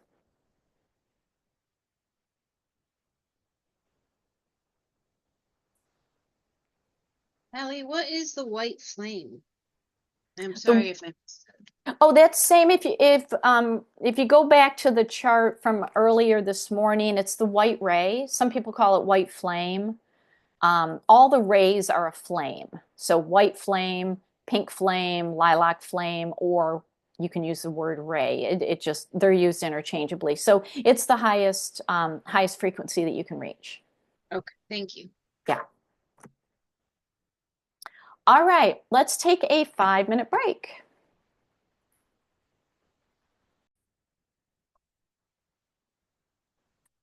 Allie? Yes. Okay, so when you mentioned it this morning, it reminded me that I had forgotten to put shungite in water. So are you talking about it today still, or you think tomorrow? I think it's going to be tomorrow. We got 11 crystals to get through, and I'm only moving at about 8 per hour. So I think we'll do, I'm moving like a glacier at this point. So I think we'll do that tomorrow. And even if we get to it, we'll do it tomorrow. So go ahead and put it in water. Just straight in water, not in a glass container inside the water. Right, straight in water, Okay. clear glass, and it can be tap water. Mm-hmm. So yeah, we'll do that tomorrow. So Okay. yeah, All right. Thank you. not a problem. Not a problem. Okay, let's talk about Numite. Okay, have any of you ever heard of Numite? It is a rarely talked about crystal. And I do have tumbled in my store. That's all I've ever seen in Numite is tumbled. I've not seen like chunks of it. So there's a couple of reasons why I love this crystal and I included it in this class. So it's actually known as a magician's stone. It is, I mean, it is a really unique blend of iron and silicate. It's got aluminum and lithium in it. It is a very old crystal. It's 3 billion years old. And it comes out of volcanic origins, and it is only found in Greenland. And it's only mined a few months out of the year due to the harsh weather conditions. But I can stock up when I go to Tucson. This is a crystal you're not going to find in most crystal stores. And how you tell Numite, because it's I've only seen it polished. And all black crystals, when they're polished, they kind of look the same. It is translucent where you can't see through it. That's transparent. Translucent, you can see into it, and it has some iridescent inclusions in it. It's not like labradorite that has fractures that reflect light. This is iridescent inclusion. So when you use your jeweler's loupe, you can see this in Numite. This has ancient Greenland energy to it. And it is your own personal magic to really tap in to universal laws so that you understand how to manifest, which then turns into synchronicities or good luck. It helps you with your deep inner journey because modern day life dulls these skills. And it is a crystal for seeing beyond the facade and the veils that block you from truth. It's a very strong grounding crystal, but it bridges you to higher spiritual realms for higher transformation. So you can connect with guardian angels and spirit guides. What I love it the most for is that it is highly protective. When I do an EMF detector, it outperforms black tourmaline on blocking EMFs. It outperforms even very small pieces because it has iron, it has aluminum. I mean, it's powerful. Now, what I also love this for, and because, okay, so I'm gonna tell you a story. I don't focus on the dark negative energies in our world. They're there. I just don't focus on them. I have friends that I've gone through trainings with who are constantly putting up protective barriers, and I need to block myself from these negative energies, and they're wearing crystals to block the negative energies. They are so hyper vigilant and focused on it that they actually draw it in. I just don't focus on it. I don't. Now, do I have protective crystals around me? Of course. My house is grounded in black tourmaline. But I don't focus on it. What you focus on is going to increase. That's what Epidote teaches us. What you focus on increases. I don't focus on it unless I have to. So I had an experience 10 years ago when I was working in DC, and I was working for the National District Attorneys Association, which is the mothership for prosecutors, and we did all the training. And I founded the animal abuse division, and then I was number 2 in the child abuse division. The number 1 in the child abuse division, we started at that company, in 2003, and then we went elsewhere, and then we came back. And we were running that division together, and she was a very difficult person to get along with, but I got along with her very well. She's 100% Samoan and let everybody in the office know that her ancestors and even her dad and her grandfather were witch doctors, as she called them. But they practiced dark magic. And so everybody was terrified of her, but I wasn't. It's like, oh, I'm not even going to focus on that. Well, then she got fired. And I got elevated into her job against my will. And she came after me energetically. And I felt it like I've never felt it before. And that's when I discovered Pneumite. And I had Pneumite in the office. I had Pneumite at my front door. And still to this day, I have Pneumite in a bowl on my nightstand. Not because I'm focused on it. Like, she's long since forgotten about me, but there are other negative energies out there. So while I sleep, it's like, let's just have some Pneumite. I just have it there and I forget about it. I can guarantee you it's got dust on it. Like, I forget about it.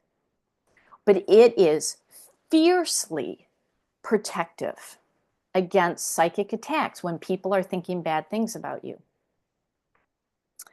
So I know people who use it to send the energy back to the person. That's a rebound energy. I don't buy into that. I don't do that.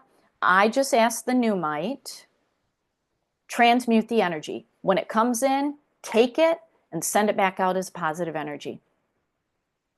Do not rebound it. And that's what blocking does. A blocking, the energy hits, bam, it rebounds. So I don't ever teach blocking energy. It's transmute. It goes in and then it comes out positive. And that's what crystals can do. So,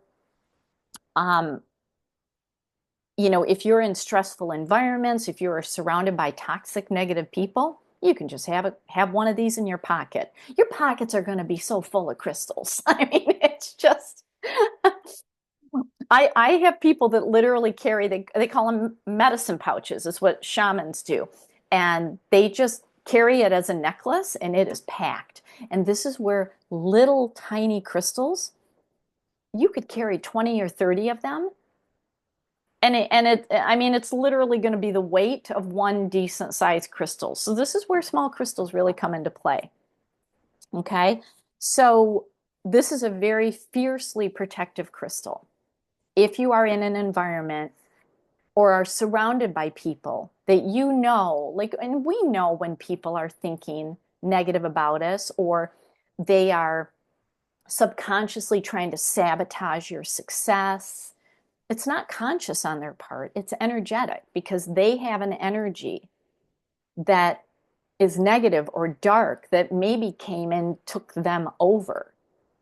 And they may not be aware of it. So for any of you who ever back in the day followed Doreen Virtue, she she was the angel lady. She was angelic. I mean, I met her a couple of times and it's like you're not even human. You're angelic. She was the angel lady. She wrote all the books, did all the oracle cards, and then one day she claims Jesus came in and told her to disavow all of it. It wasn't Jesus. It was a dark energy. And I mean, everyone saw it. And it's like, okay, she's got a path that she's on. Some people get taken over by a dark energy, and this is where new might can come in because it's not conscious what they are doing. It's energetic at this point. So yeah. Oh, the whole Doreen Virtue. I mean, I have a couple of certifications from her, and she disavowed everything. I mean, she literally wrote us emails and said, "You are to burn the books and all the cards and everything that I taught you." And of course, my lawyer brain is like, "Don't tell me what to do. Do not tell me what to do. I will decide what I'm going to do." So yeah, I mean, a real mm, it's sad. I mean, it's really sad. And she just goes through and says, if you're dabbling in any of this, you're dabbling with the devil. I'm sorry, crystals came from the earth. It has nothing to do with religion. It doesn't. And oh, by the way, crystals are in the Bible and essential oils are in the Bible, as is laying on of hands, energy healing. So it's like, I don't know what Bible you're working with, Doreen. But if that is your path right now, that's fine. But it is a very, very dark energy that took her over, and we all saw it instantly. Instantly, especially in how she tells the story. Oh, you can't talk to her about it. You cannot talk when you have been consumed by a dark energy, you cannot talk to them about it. All you can do is you just keep sending them good energy, and then you transmute it with these crystals. Yeah, it was about the time that Wayne Dyer passed. So Wayne Dyer passed, I remember it was August 21st. Was it 2018? 2018 or 2017? Because on the exact same day, a year later, Louise Hay passed away. They totally planned that at a soul level. Doreen's Jesus encounter. And I use that in quotes because it's not, Jesus is not like this. Um, It was in January, and I want to say it was in January 2017 or 2018.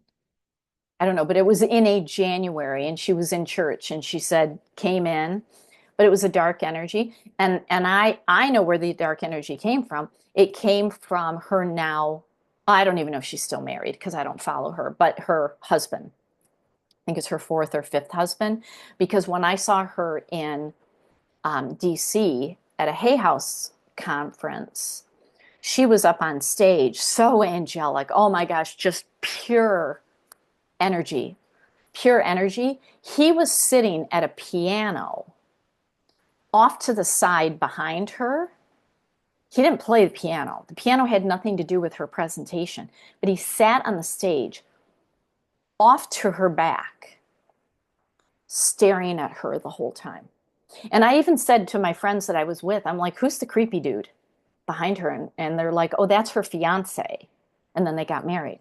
And I'm like, ooh, dark energy.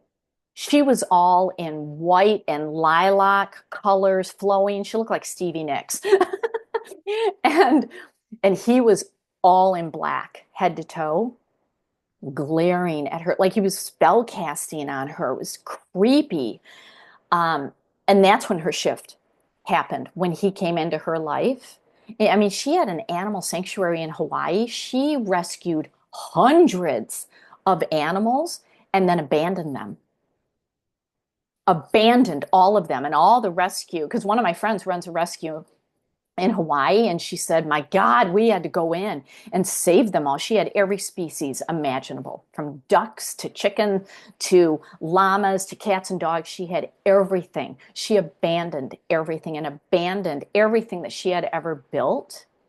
It was a very dark energy. And I really feel strongly, and a lot of people have said it was him. So I don't know if they're still married, but she is still on that path. Anyway, all right. So yeah, it can happen. Newmite is a good crystal. All right, let's go to phenakite. Some people pronounce it phenacite and spell it with a C. Yes, question. Oh, I can't hear you. Sorry, I thought I had hit it. The oils, please, for Oils, Newmite. yeah. Oh, oils for newmite, Palo Santo and white angelica.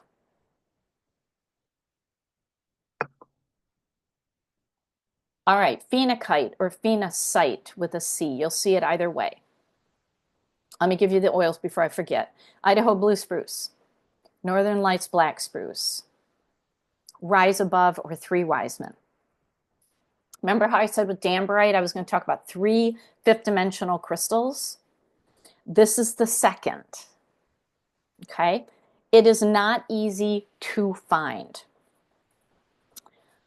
I am still looking for a supply of it. I have one little tiny piece that's like the size of my thumbnail. And I call it the I Dream of Jeannie crystal. Other people call it the Deceiver crystal because of two reasons. It is often mistaken for clear quartz. Mm-mm. It's a trigonal system, it's not hexagonal. And it often disappears. Mine literally disappeared when I was teaching this class in person because I lay out all the crystals on my table. Like I have all the crystals laid out here next to me. I lay them out. And when I got to this part of the class and I went to find it, now it's the size of my thumbnail. And I'm looking and I'm looking and I'm looking and I'm like, it's gone. And everybody's like, Rudy, like, what'd you do with it? So we took a break and everybody's getting coffee. And then we come back and it's there on the table. And everybody freaked out. Like they're running around my dining room, like screaming with the heebie-jeebies. And I'm like, that's what phenakite does. It goes into the fifth dimension and it disappears. And then when you basically have I'm going to open up a can of whoop ass on you if you do not get back here now, all of a sudden it'll appear. It is very high vibrational. And when the vibration gets really tough here on Earth, boop, it'll disappear. So my phenakite is under lockdown. I lock it down because otherwise I don't think I'd ever see her. So she is a prisoner in my world. So if you find one, lock her down. It can come white, clear, yellow, pink. Um, it is just pure interdimensional, fifth dimension and above. Judy Hall said it was the highest vibrational crystal identified to date. Now that was several years ago, but I will tell you I don't disagree with that. Nirvana quartz very high. Aurora quartz very high. This one like really high, and its job is to heal the soul, because the soul comes in to the body locked and loaded, ready to go. It's like, okay, let's go. You got a job to do here. Okay, yeah, you're a baby.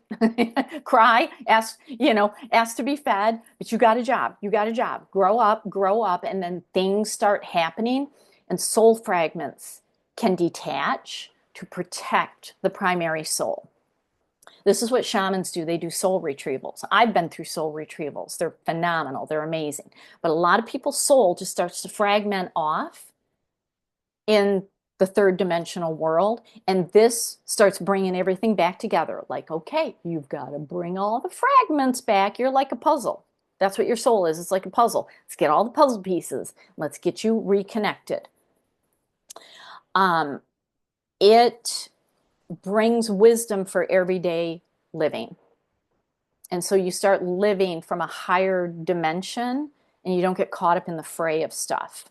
So you push through a lot of the third dimension obstacles, and you just don't get caught up in them. And it's good to pair it with a grounding crystal. Lots of grounding crystals. Black tourmaline, Numite, Smoky, or Light 23. I mean, those are just a few to name.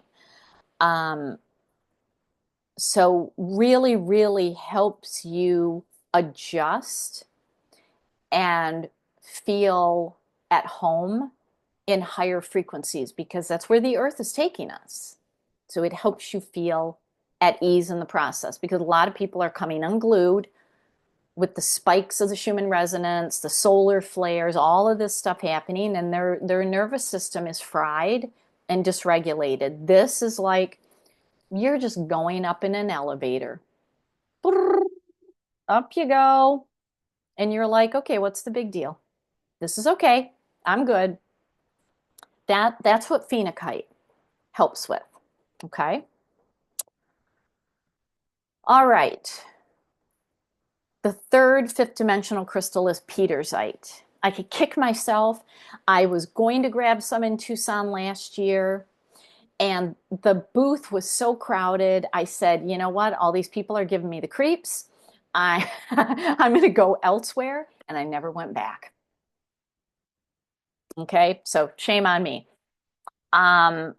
I don't have any Petersite in the store, but it tends to be polished, and it tends to be like I've got a couple little like small personal crystals of my own. I'm really going to aim to get some this year in Tucson, and it is polished so that you can really see the inner beauty. I mean, it's like orange and blue swirls. It's really, really, really gorgeous to look at. And they polish it to try to contain the minerals inside, because sometimes, not always, but sometimes it has asbestos in it. But so when you polish it, it's safe to handle. Okay, that's why polishing can be beneficial. This is known as the stone of walking in truth. I call it the BS meter. You start working with Petersite, you just know. Like you see something or hear something, and you just know that's not true. That's not true. We have such a target on us right now as humans, and artificial intelligence is only going to make it worse. We are targeted with misinformation every second of the day, depending on what you're looking at, what you're absorbing. This helps you just know instantly, like that's not true. I'll go fact check it to prove it, but like I just know that's not true. It gets you to that level of confidence. So, this, if you lay it on your third eye, the third eye is going to open. It's not going to be like a detonator, like azurite. It's very slow. The oils I like with it are helichrysum and awaken, because it does awaken you into fifth dimensional energies. It's a little more grounded than danbarite and phenakite. It's if you feel overworked, like if you ever use the word busy to describe your life, this is going to help you slow down, calm down, find time for meditation, find time to work on yourself, and then you can really start raising your frequency, discerning truth, um, getting this higher access information that is literally flooding in. So, like, we have a major energy portal that's going to happen on November 11th. It's called the 1111 portal. We have it every year. August 8th is the other one called the Lion's Gate. These are probably the two biggest ones that we have. And it's where we literally, all this universal energy that's in the quantum field, it comes in to upgrade us. You'll feel kind of tingling on your crown. But if these higher chakras are not open and activated and ready, you're just not going to get the full gist of it. You'll get like a little trickle, but you're not going to get Niagara Falls. This helps with that because it breaks through all the blocks and really gets you into a higher frequency. Now, there's a lot of other crystals that you can work with, but this is absolutely, without a doubt, a fifth dimensional crystal. It doesn't even work on the third dimensional body. It just doesn't. Anything that it does for the physical body, it's doing out here in the energy field. Okay, so really good for nervous system. All right, questions about Petersite. Okay. All righty. Prehnite. Oh, my beloved prehnite. I have some favorites that I really like. I mean, no offense to all the other crystals, but man, there is a thing about prehnite. Not and it, this is just one of my draws. You know, you get drawn based on color, based on crystal system, based on the shape, and I've had a love affair with prehnite since the beginning of all of this, and it ain't going away anytime soon. I'll tell you that. This is called the healer's crystal, and it's also a crystal of unconditional love. And it comes in variations of lime green, and it grows in really different formations. So it grows in like what's called a botryoidal formation, which is what you see here in the upper left.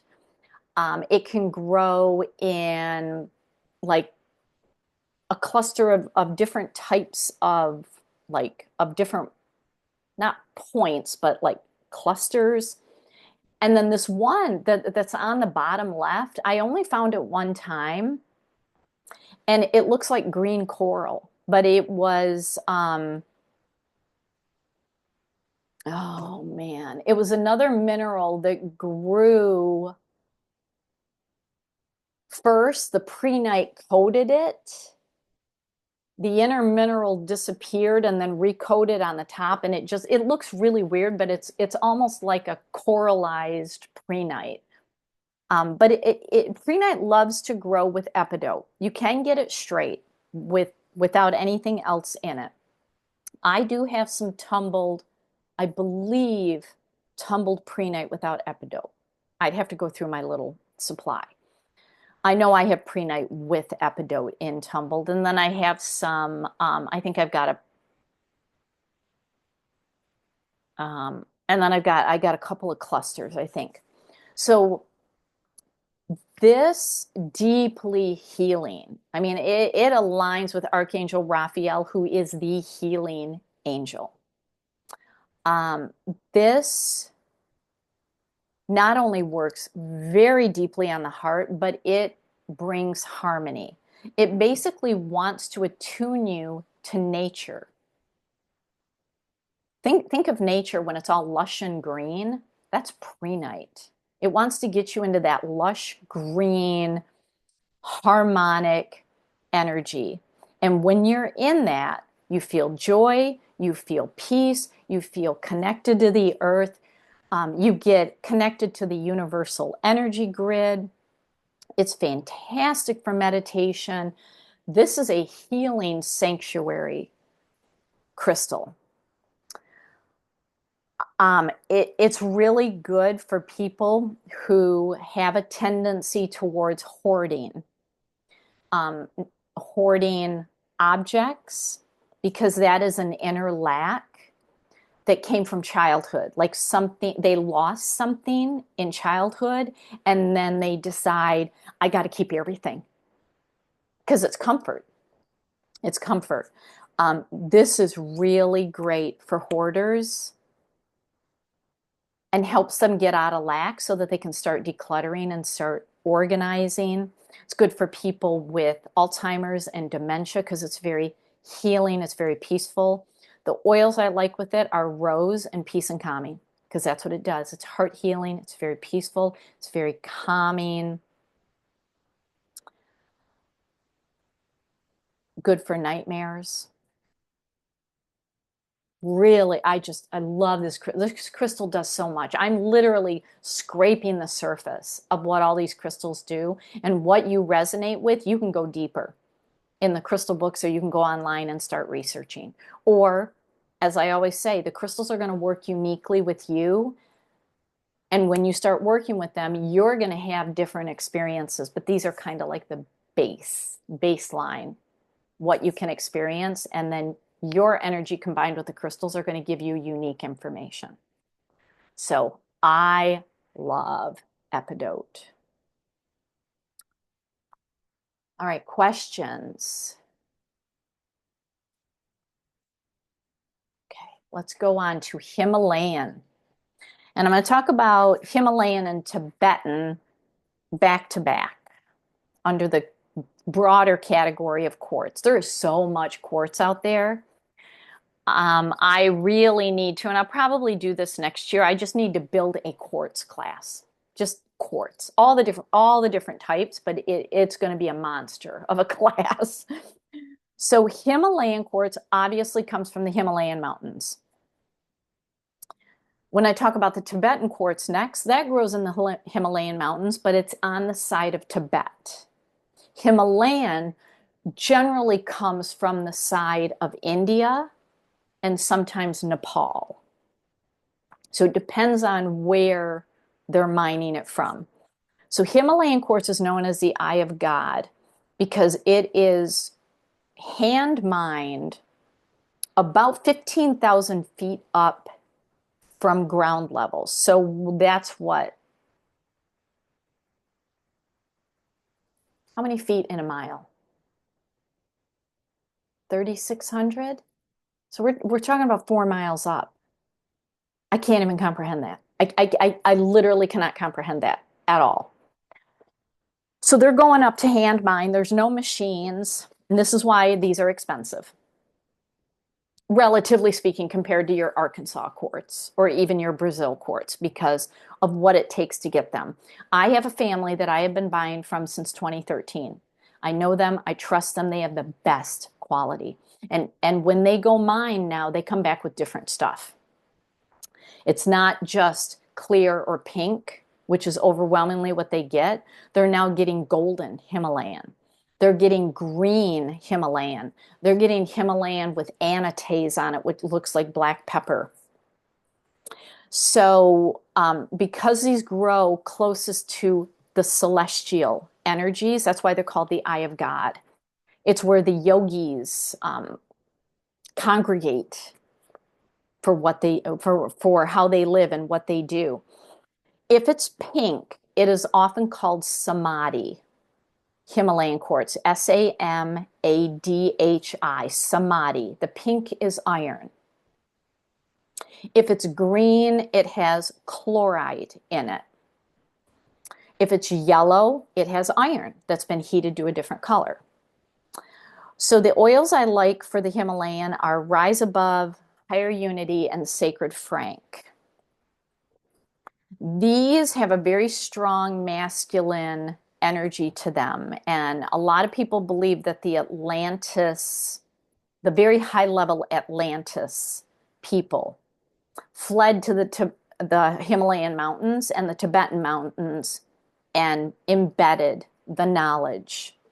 Now, Atlantis Energy, they destroyed themselves based on how they use crystals. And there was a lot of like slave energy in Atlantis. So it's like, but I never picked that up in the Himalayan quartz. It's almost like they embedded this quartz to be what they weren't. Like, don't be like us. We destroyed our society because we abused crystals and we abused people. We're putting the best part of humanity in these crystals. That's what Himalayan is. It is the best that you can be. What is the best version of yourself? Himalayan is going to bring that out in you. It is a very personal, high frequency, yet deeply grounded crystal. It is a crystal that helps you understand you are in the right place at the right time. And sometimes that means slow it down. Because if you are shifting past, you can't be going 100 miles an hour because you could get way off track. When you slow down, you can turn the dial ever so slightly, and it's easier to go down another path. So this is a crystal that really helps you with that. The pink has a mother energy to it. I have pink Himalayans. I make sure that I always have Himalayans. I think I even have golden Himalayans. I don't even remember what I put on that list. And for those of you who are in the crystal cluster, that list is always pinned at the top of the Facebook page, just for reference. That's what I screenshotted for you that I showed you. So anyway, the pink Himalayans, it's a mother energy, like a universal mother energy, wrapping yourself in a blanket, helping with unfulfilled needs. This is just a tremendous crystal. And when I am finding Himalayans, almost always they have masters, the master formations, or advanced, which I will talk about tomorrow. Now, and this is, so the one on the left is one that I have. It's a pink green Himalayan, and that's what I am honing in. When I go shop, the picture on the right is just a very small section of their exhibit of this family in Tucson. And I have tried to get them to come into Crystal Cluster to talk, but they are either up in the mountains mining, or I can't get them. I cannot get them to come in and talk, but that's okay. Maybe I can do a live interview or do like a videotaped interview at Tucson, but they're running two booths simultaneously, and it's hard to pin them down. But I am always honing in on the pink-green combination. And then I always ask them, what was new to your mining season? Because they mine the year before. So they leave Tucson in mid-February, and they immediately head back and start mining for 4 months because they're opposite. So our winter, early spring is their late summer, early fall, and that's when they go up in the mountains. And then they spend about 4 to 5 months cleaning, processing the crystals, and then it takes them 2 months to ship them over in a container to get ready for Tucson. They only go to Tucson. So I always ask them, what is new? What did you find? And 2 years ago, they said, we have this really interesting rose gold Himalayan. And I literally grabbed Sonia, is the wife. It's a wife, a husband, and 2 sons. And I grabbed her by her shoulders and I said, what did you say? And she said, we have rose gold Himalayan. And I literally did the happy dance. And they're looking at me like, what is wrong with her? Rose gold is the energy shift color. Other than a rose gold lepidolite that I found that really doesn't look rose gold, but it kind of does, I have never seen a rose gold crystal. And I said, I need you to show me all of your rose gold. So I know I have some rose gold. I know I have little points. I have little points. So very, very, very, very affordable. But the rose gold is, they're finding it. Nobody else has it. I see other people selling Himalayan, even pink Samadhi Himalayan. It ain't pink. It's very clear. They have what I call the ballet slipper pink, the pink, pink, pink. They are the only ones that have it. So I don't know where they're going or what mine that they have claimed ownership to. They are phenomenal. So I do have small pieces of rose gold Himalayan, as well as just pink Himalayan. I got little pieces.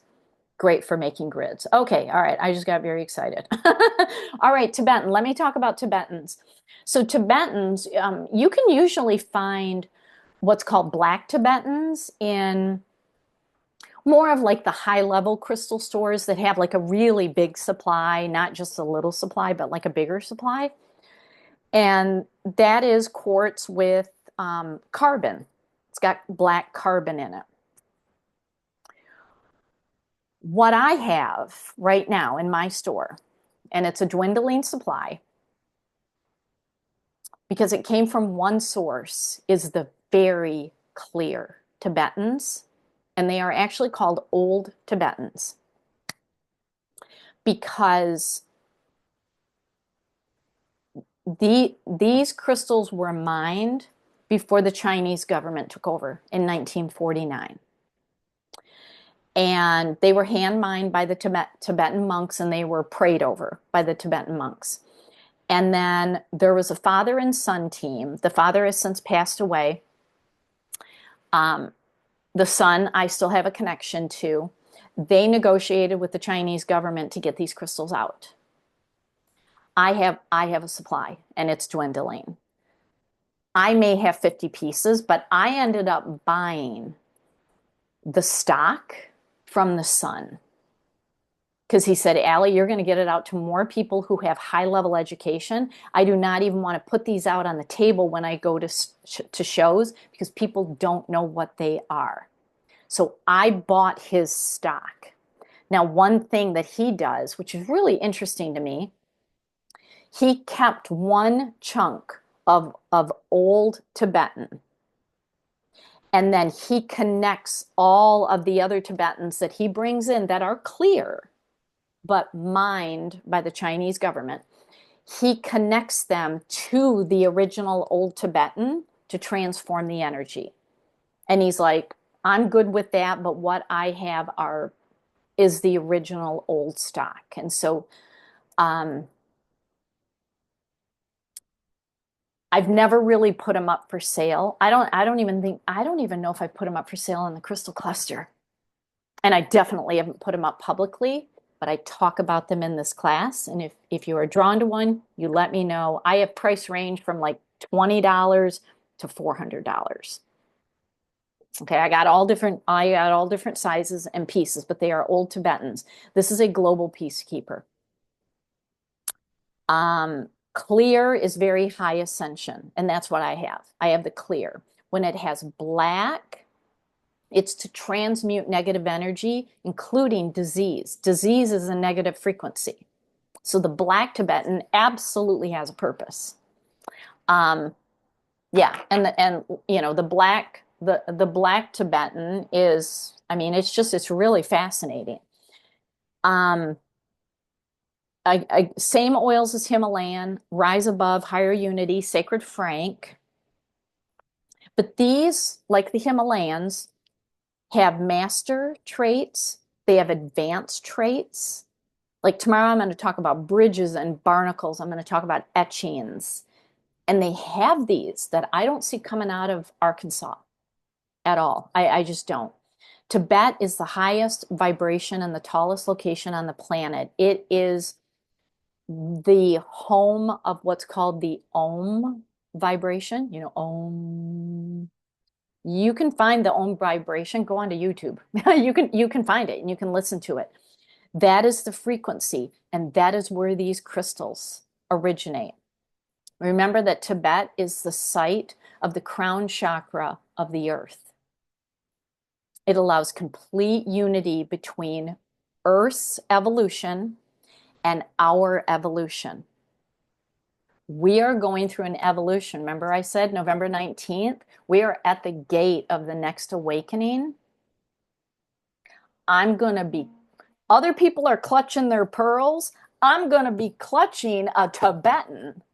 Okay? It's like, let's go on the roller coaster ride.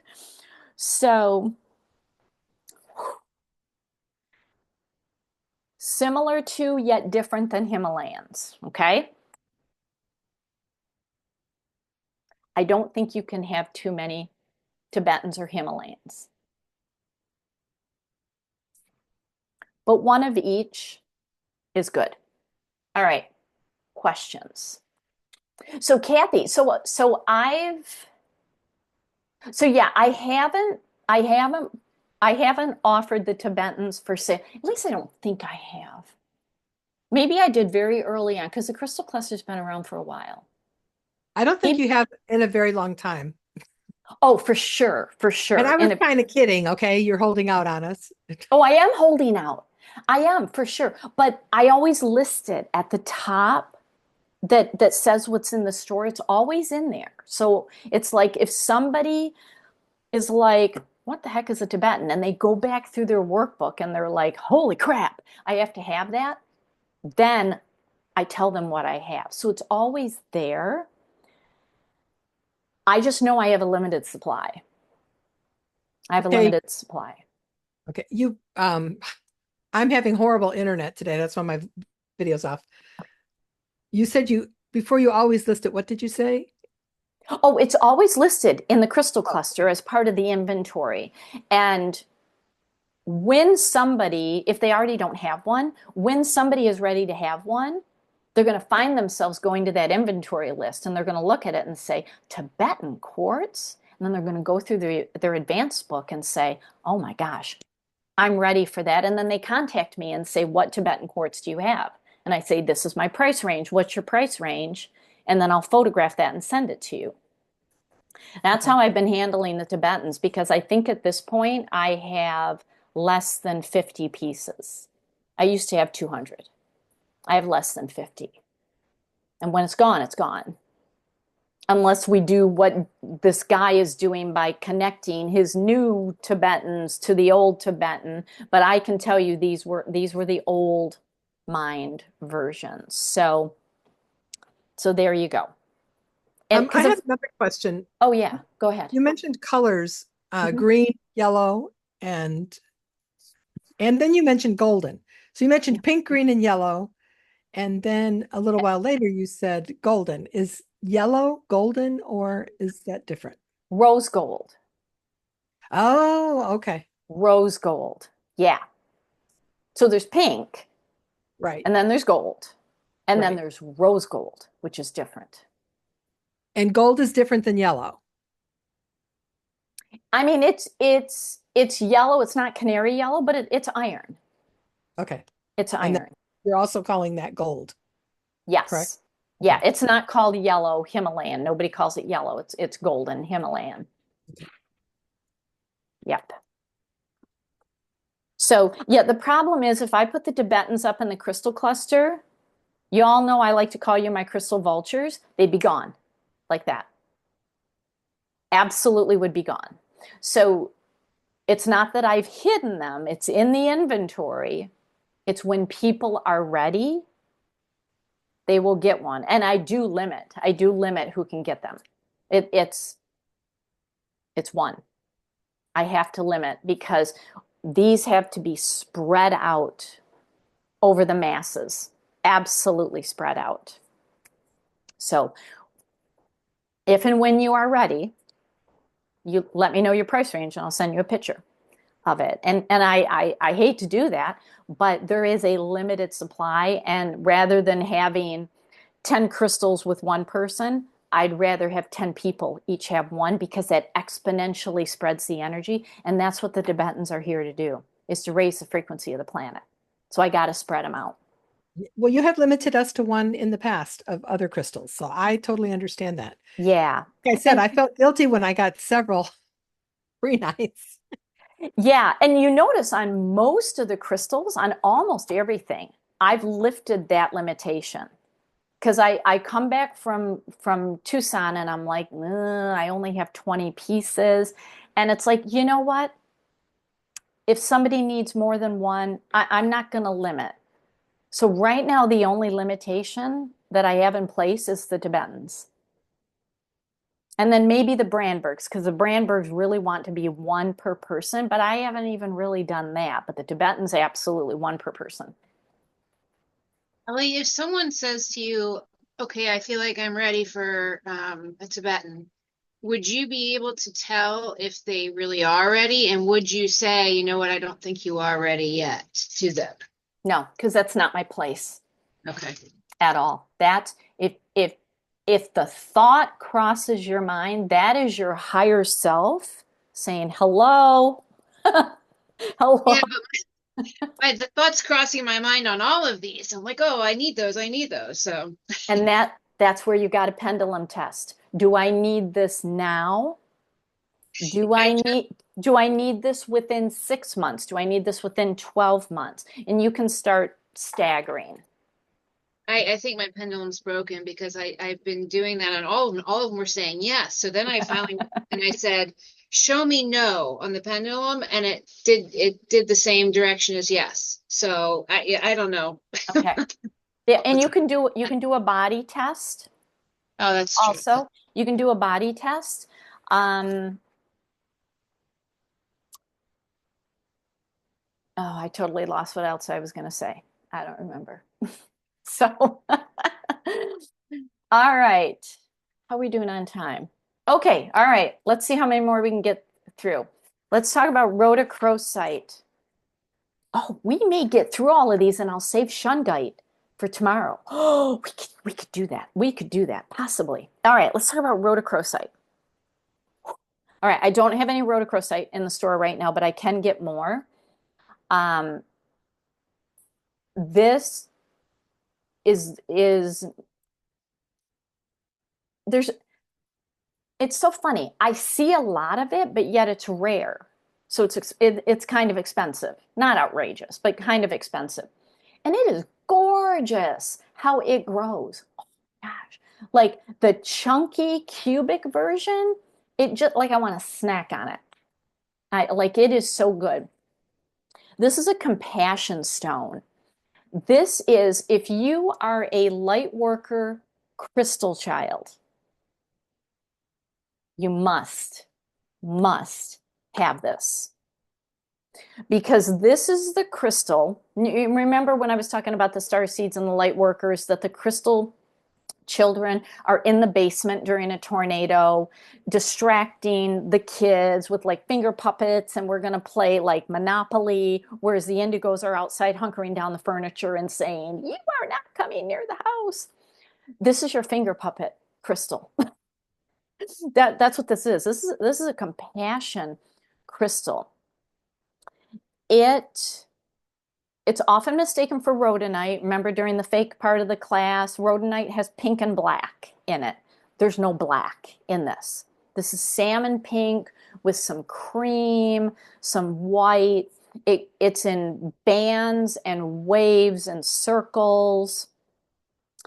And oh, this is a great crystal. The oils that it works with are rose, kid power, which is the inner child version of valor. It works with inner child. It works with Sarah and trauma life. And it is for those who feel unloved, for those who have had trauma in their life and are very disconnected. There's probably soul fragmentation that has happened. Um, it, if there is an aversion to this crystal, you need to work with it because it's really trying to recalibrate you back to your inner child heart, which is so pure and so innocent. It, when you use it at the heart chakra with a crystal like malachite, which is just purging It's like malachite is your Pandora's box. Oh, sucks to be you. You open the box. Here you go. No anesthesia, no band-aid for you. We're just ripping this out of you. Enjoy the experience because malachite don't care. And rhodochrosite says, whoa, whoa, whoa, whoa, whoa, finger puppets. Look over here. Malachite is your indigo light worker saying, I don't care. Okay, I'm doing this for your higher good. Like, drink a shot of whiskey, bite the bullet, I'm going in. And rhodochrosite says, finger puppets, look over here, look over here. Like literally, I was at, I had to go get some labs done. They drew 27 vials out of me. 27, because I had some very, very intricate testing being done. And I said to the lady drawing it, I said, I'm just going to tell you right now, I don't do good with needles. So you either have to sing to me, and she's like, that ain't happening. And I said, or you have to bring on the most intense discussion that distracts me, like finger puppet. That's what rhodochrosite does. That's what the energy is. When you are going through an emotional, like, I need to transform because I'm getting angry. I'm like, I know I've got trauma. It's trying to bubble up and I keep stuffing it back down because I don't have time for it. And rhodochrosite pairs beautifully with malachite. You put the two of them together. It heals your inner child and releases your inner child to live in your day-to-day life. Because kids are joyful. They are naturally joyful. They run up to strangers and say hi. They see an animal, and it doesn't matter what the animal is, they are running and they show up and they're like, but Mom, I want to keep the chipmunk in my bedroom. That was me, bringing all the animals inside. My mom's like, what are you doing? What is wrong with you? I am literally my inner child. And that's why it pairs so beautifully with Kid Power and the inner child oil. This is a selfless love. Like you got to heal your inner child and then bring on that self-love. And then you start going through life with selfless love, being of service, putting empathy into action. It's really good for people who do rescue work or advocacy. Phenomenal crystal. Phenomenal. I have none in the store right now. None. But I will restock when I go to Tucson. There's a lot riding on Tucson. Every year, there's a lot riding on Tucson. It's like, Allie, pull it together and get what you need to get. Okay. Questions about rhodochrosite? Okay. Let's talk rutilated. Oh, rutilated quartz, sometimes called angel hair quartz, because it looks like there's angel hair inside of it. I know that I have tumbled rutilated. I've got a lot of tumbled rutilated. I don't have like natural chunks of it right now. It is becoming increasingly harder to find because guess who is buying up the mines? You want to guess? Oh yeah, China. They're buying it up because they want the rutiles. They want the rutiles because it's titanium. That's what they want, and they need it for the cars. They need it for the chips for the cars. They need it for tech. So it's harder to find, but I get excited when I find it, and I usually when I find it, I'm bringing home maybe 5 pieces, but I do have tumbled. Okay. So this is a really effective, like, bam, vibrational healer. And it's really good for helping us to let go of the past. It is protective when we are doing energy releases. So this is like, a comforting blanket when we are releasing. So the oils it works well with are Release and Palmarosa, which is a really people don't talk about Pomarosa enough. It is such a powerful um, healer, heart chakra releasing oil. It helps you get to the root of things. Because sometimes we want to know, why do I have A, B, and C happening in my life? I want to get to the root of A, B, and C. Why is that happening? And it helps us. These strands are like literally riding to the root. It's like, wee, here we go. Really good if you're in a dark mood. Because when you stare into a rutilated quartz, you are meditating. It's like staring into a Divic temple. You are meditating. Bam, in you go. So even a little tiny tumble, you will go into meditation. But it draws off negative energy. And if you can find clusters, which I got to tell you, clusters are getting harder to find. But having it out in your home, it just sprays powerful high vibrational energy. It's very grounding too, because it often grows in smoky quartz, but it just dispels all that negative energy. So I'm always on the hunt for chunks of it, for clusters of it.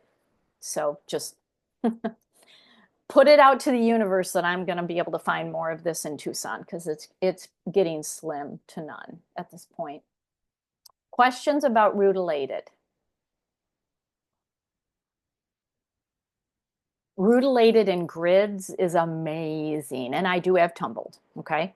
Like really super affordable, like $2 a piece. So I've got a lot of rutilated of different sizes.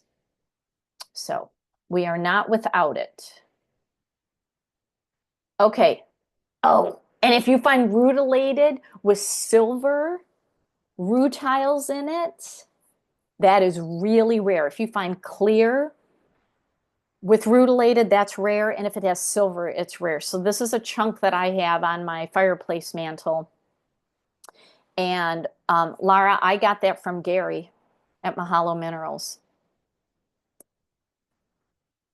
So I've never seen another one like it, but he did have some. Now this was 15 years ago.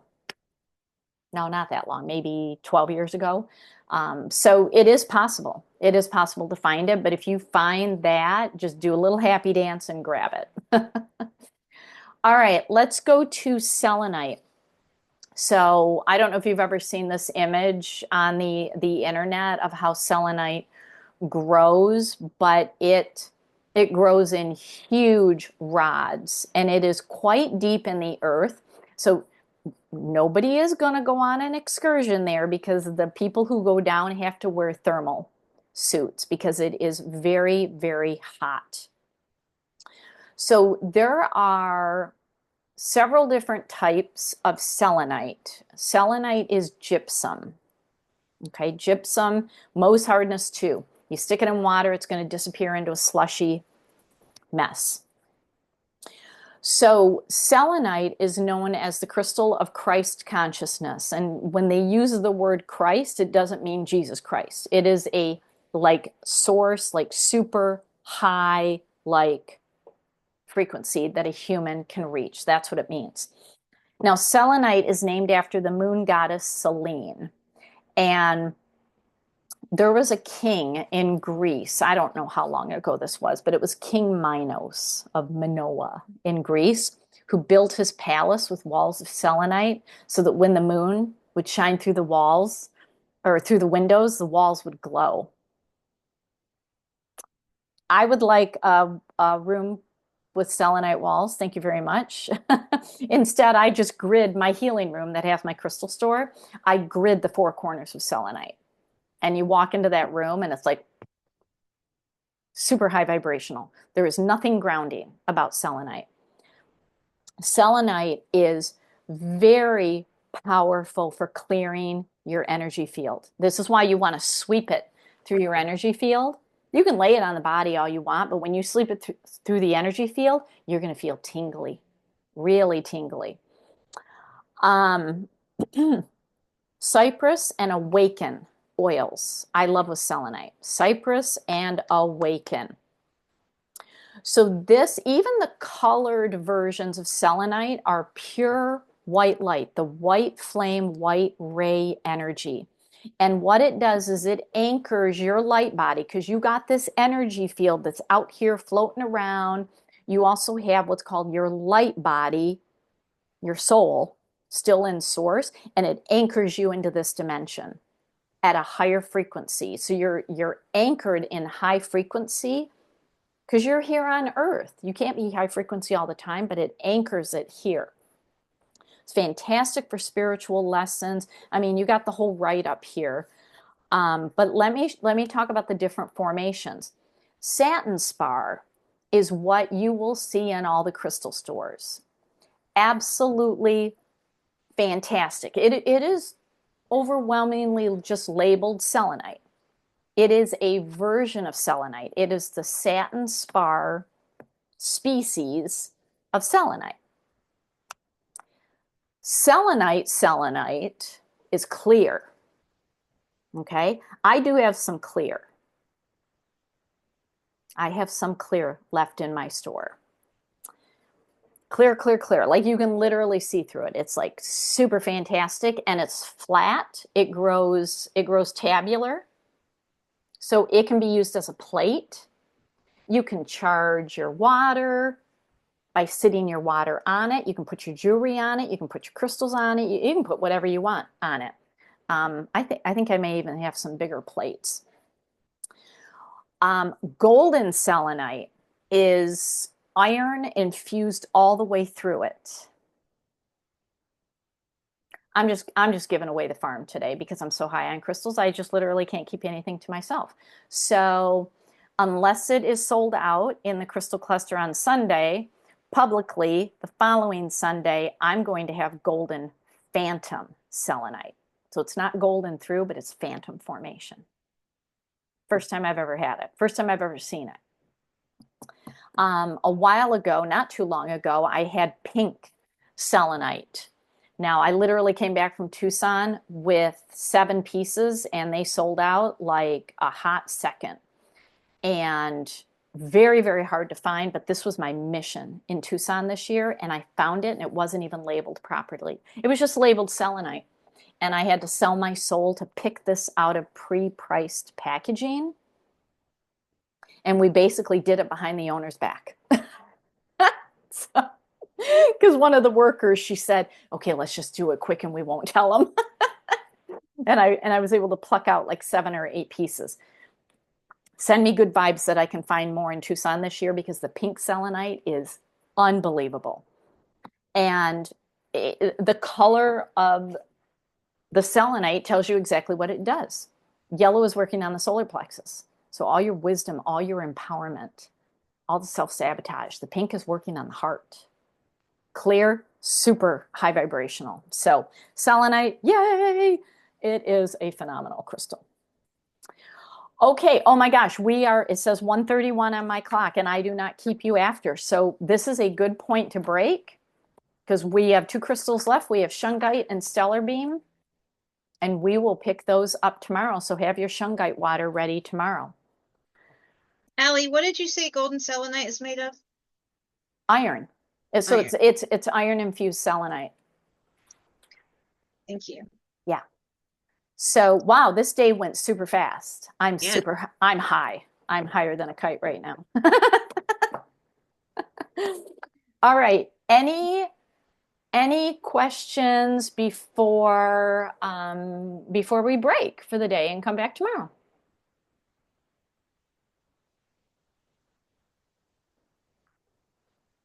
Is this too thick to be selenite? Show me the face of it. It's in a plastic. I can see my I can see my fingers on the back of it. So it looks like they took the satin spar, like a big wide chunk of satin spar and sliced it. So it's not the clear version. It looks like the satin spar version. And so it is still selenite. Oh, for sure. For sure. Okay. Yeah. It's like there's all different variations of amethyst and different variations of quartz. We have different variations of selenite. And early on in my crystal training, I didn't know that. I thought selenite was just satin spar. And then I started discovering, just like with kyanite, I thought it was only that light blue. Oh no, there's different variations of it. So yeah, satin spar is absolutely selenite for sure. Okay. Thank Yeah. you. Kathy, I have one that's like, I don't know, an inch and a half thick, a plate. So Yeah. Well, my friend has this bar Mhm. that's huge. And she said it was really heavy. She was grateful that her daughter's boyfriend went to the crystal show with her so that he could carry it. She Yeah. bought it the last day of the crystal show and they sold it to her for dirt cheap. Yeah. And she just has it sitting there and she says, it's where I rest things. Yeah. Like you said, to fund So them. yeah, so I have a 30-pound chunk slab in my crystal room, and it just sits there, and then I've got a 25-pounder sitting in my bay window, and that's where I can find Dobby sleeping. I mean, it's just like I don't even know what to do with it. So it's like, okay, it's just going to sit here and it's just going to infuse, because it's not like I can lay it on my body. It's like 25 freaking pounds. It's like, what do I do with it? Bobby's like, that's mine, thank you. Yeah, that's his crystal. It's like, okay, dude, that's yours. So, Dee, do you need anything other than the shungite water for tomorrow? No, I think just shungite water. Yeah. Yeah, and then I'm going to go through advanced tools and advanced grids and advanced body layouts, and we'll start wrapping this up. So, all right. Are you all good? You good for now? Okay. Thank you so much. Thank you. This day flew, for at least for me. I don't know for you, but Yeah. it flew pew, like that. Because we were in the fifth dimension the whole time, if you didn't notice that. Oh, Allie, I feel high after being in the class with you all. Like, I just feel so good. And like, I feel I'm in the fifth dimension. Like, I can actually feel it. Yeah. It's awesome. So the goal is to try to stay in this energy as much as possible. Yes, that's why I was saying, like, can I just be like, with you all the time? Like how they have like the eagle cams that look for the little eagle babies being born and it's focused on the nest. We just need a live cam that's focused on high vibrational crystals. Yes. Yes. Yeah. That Or would just be have them in your house and then you basically have a 24/7 crystal cam going on. All right. I'll see y'all Thank tomorrow. you. Bye. Bye. Thanks. Thanks.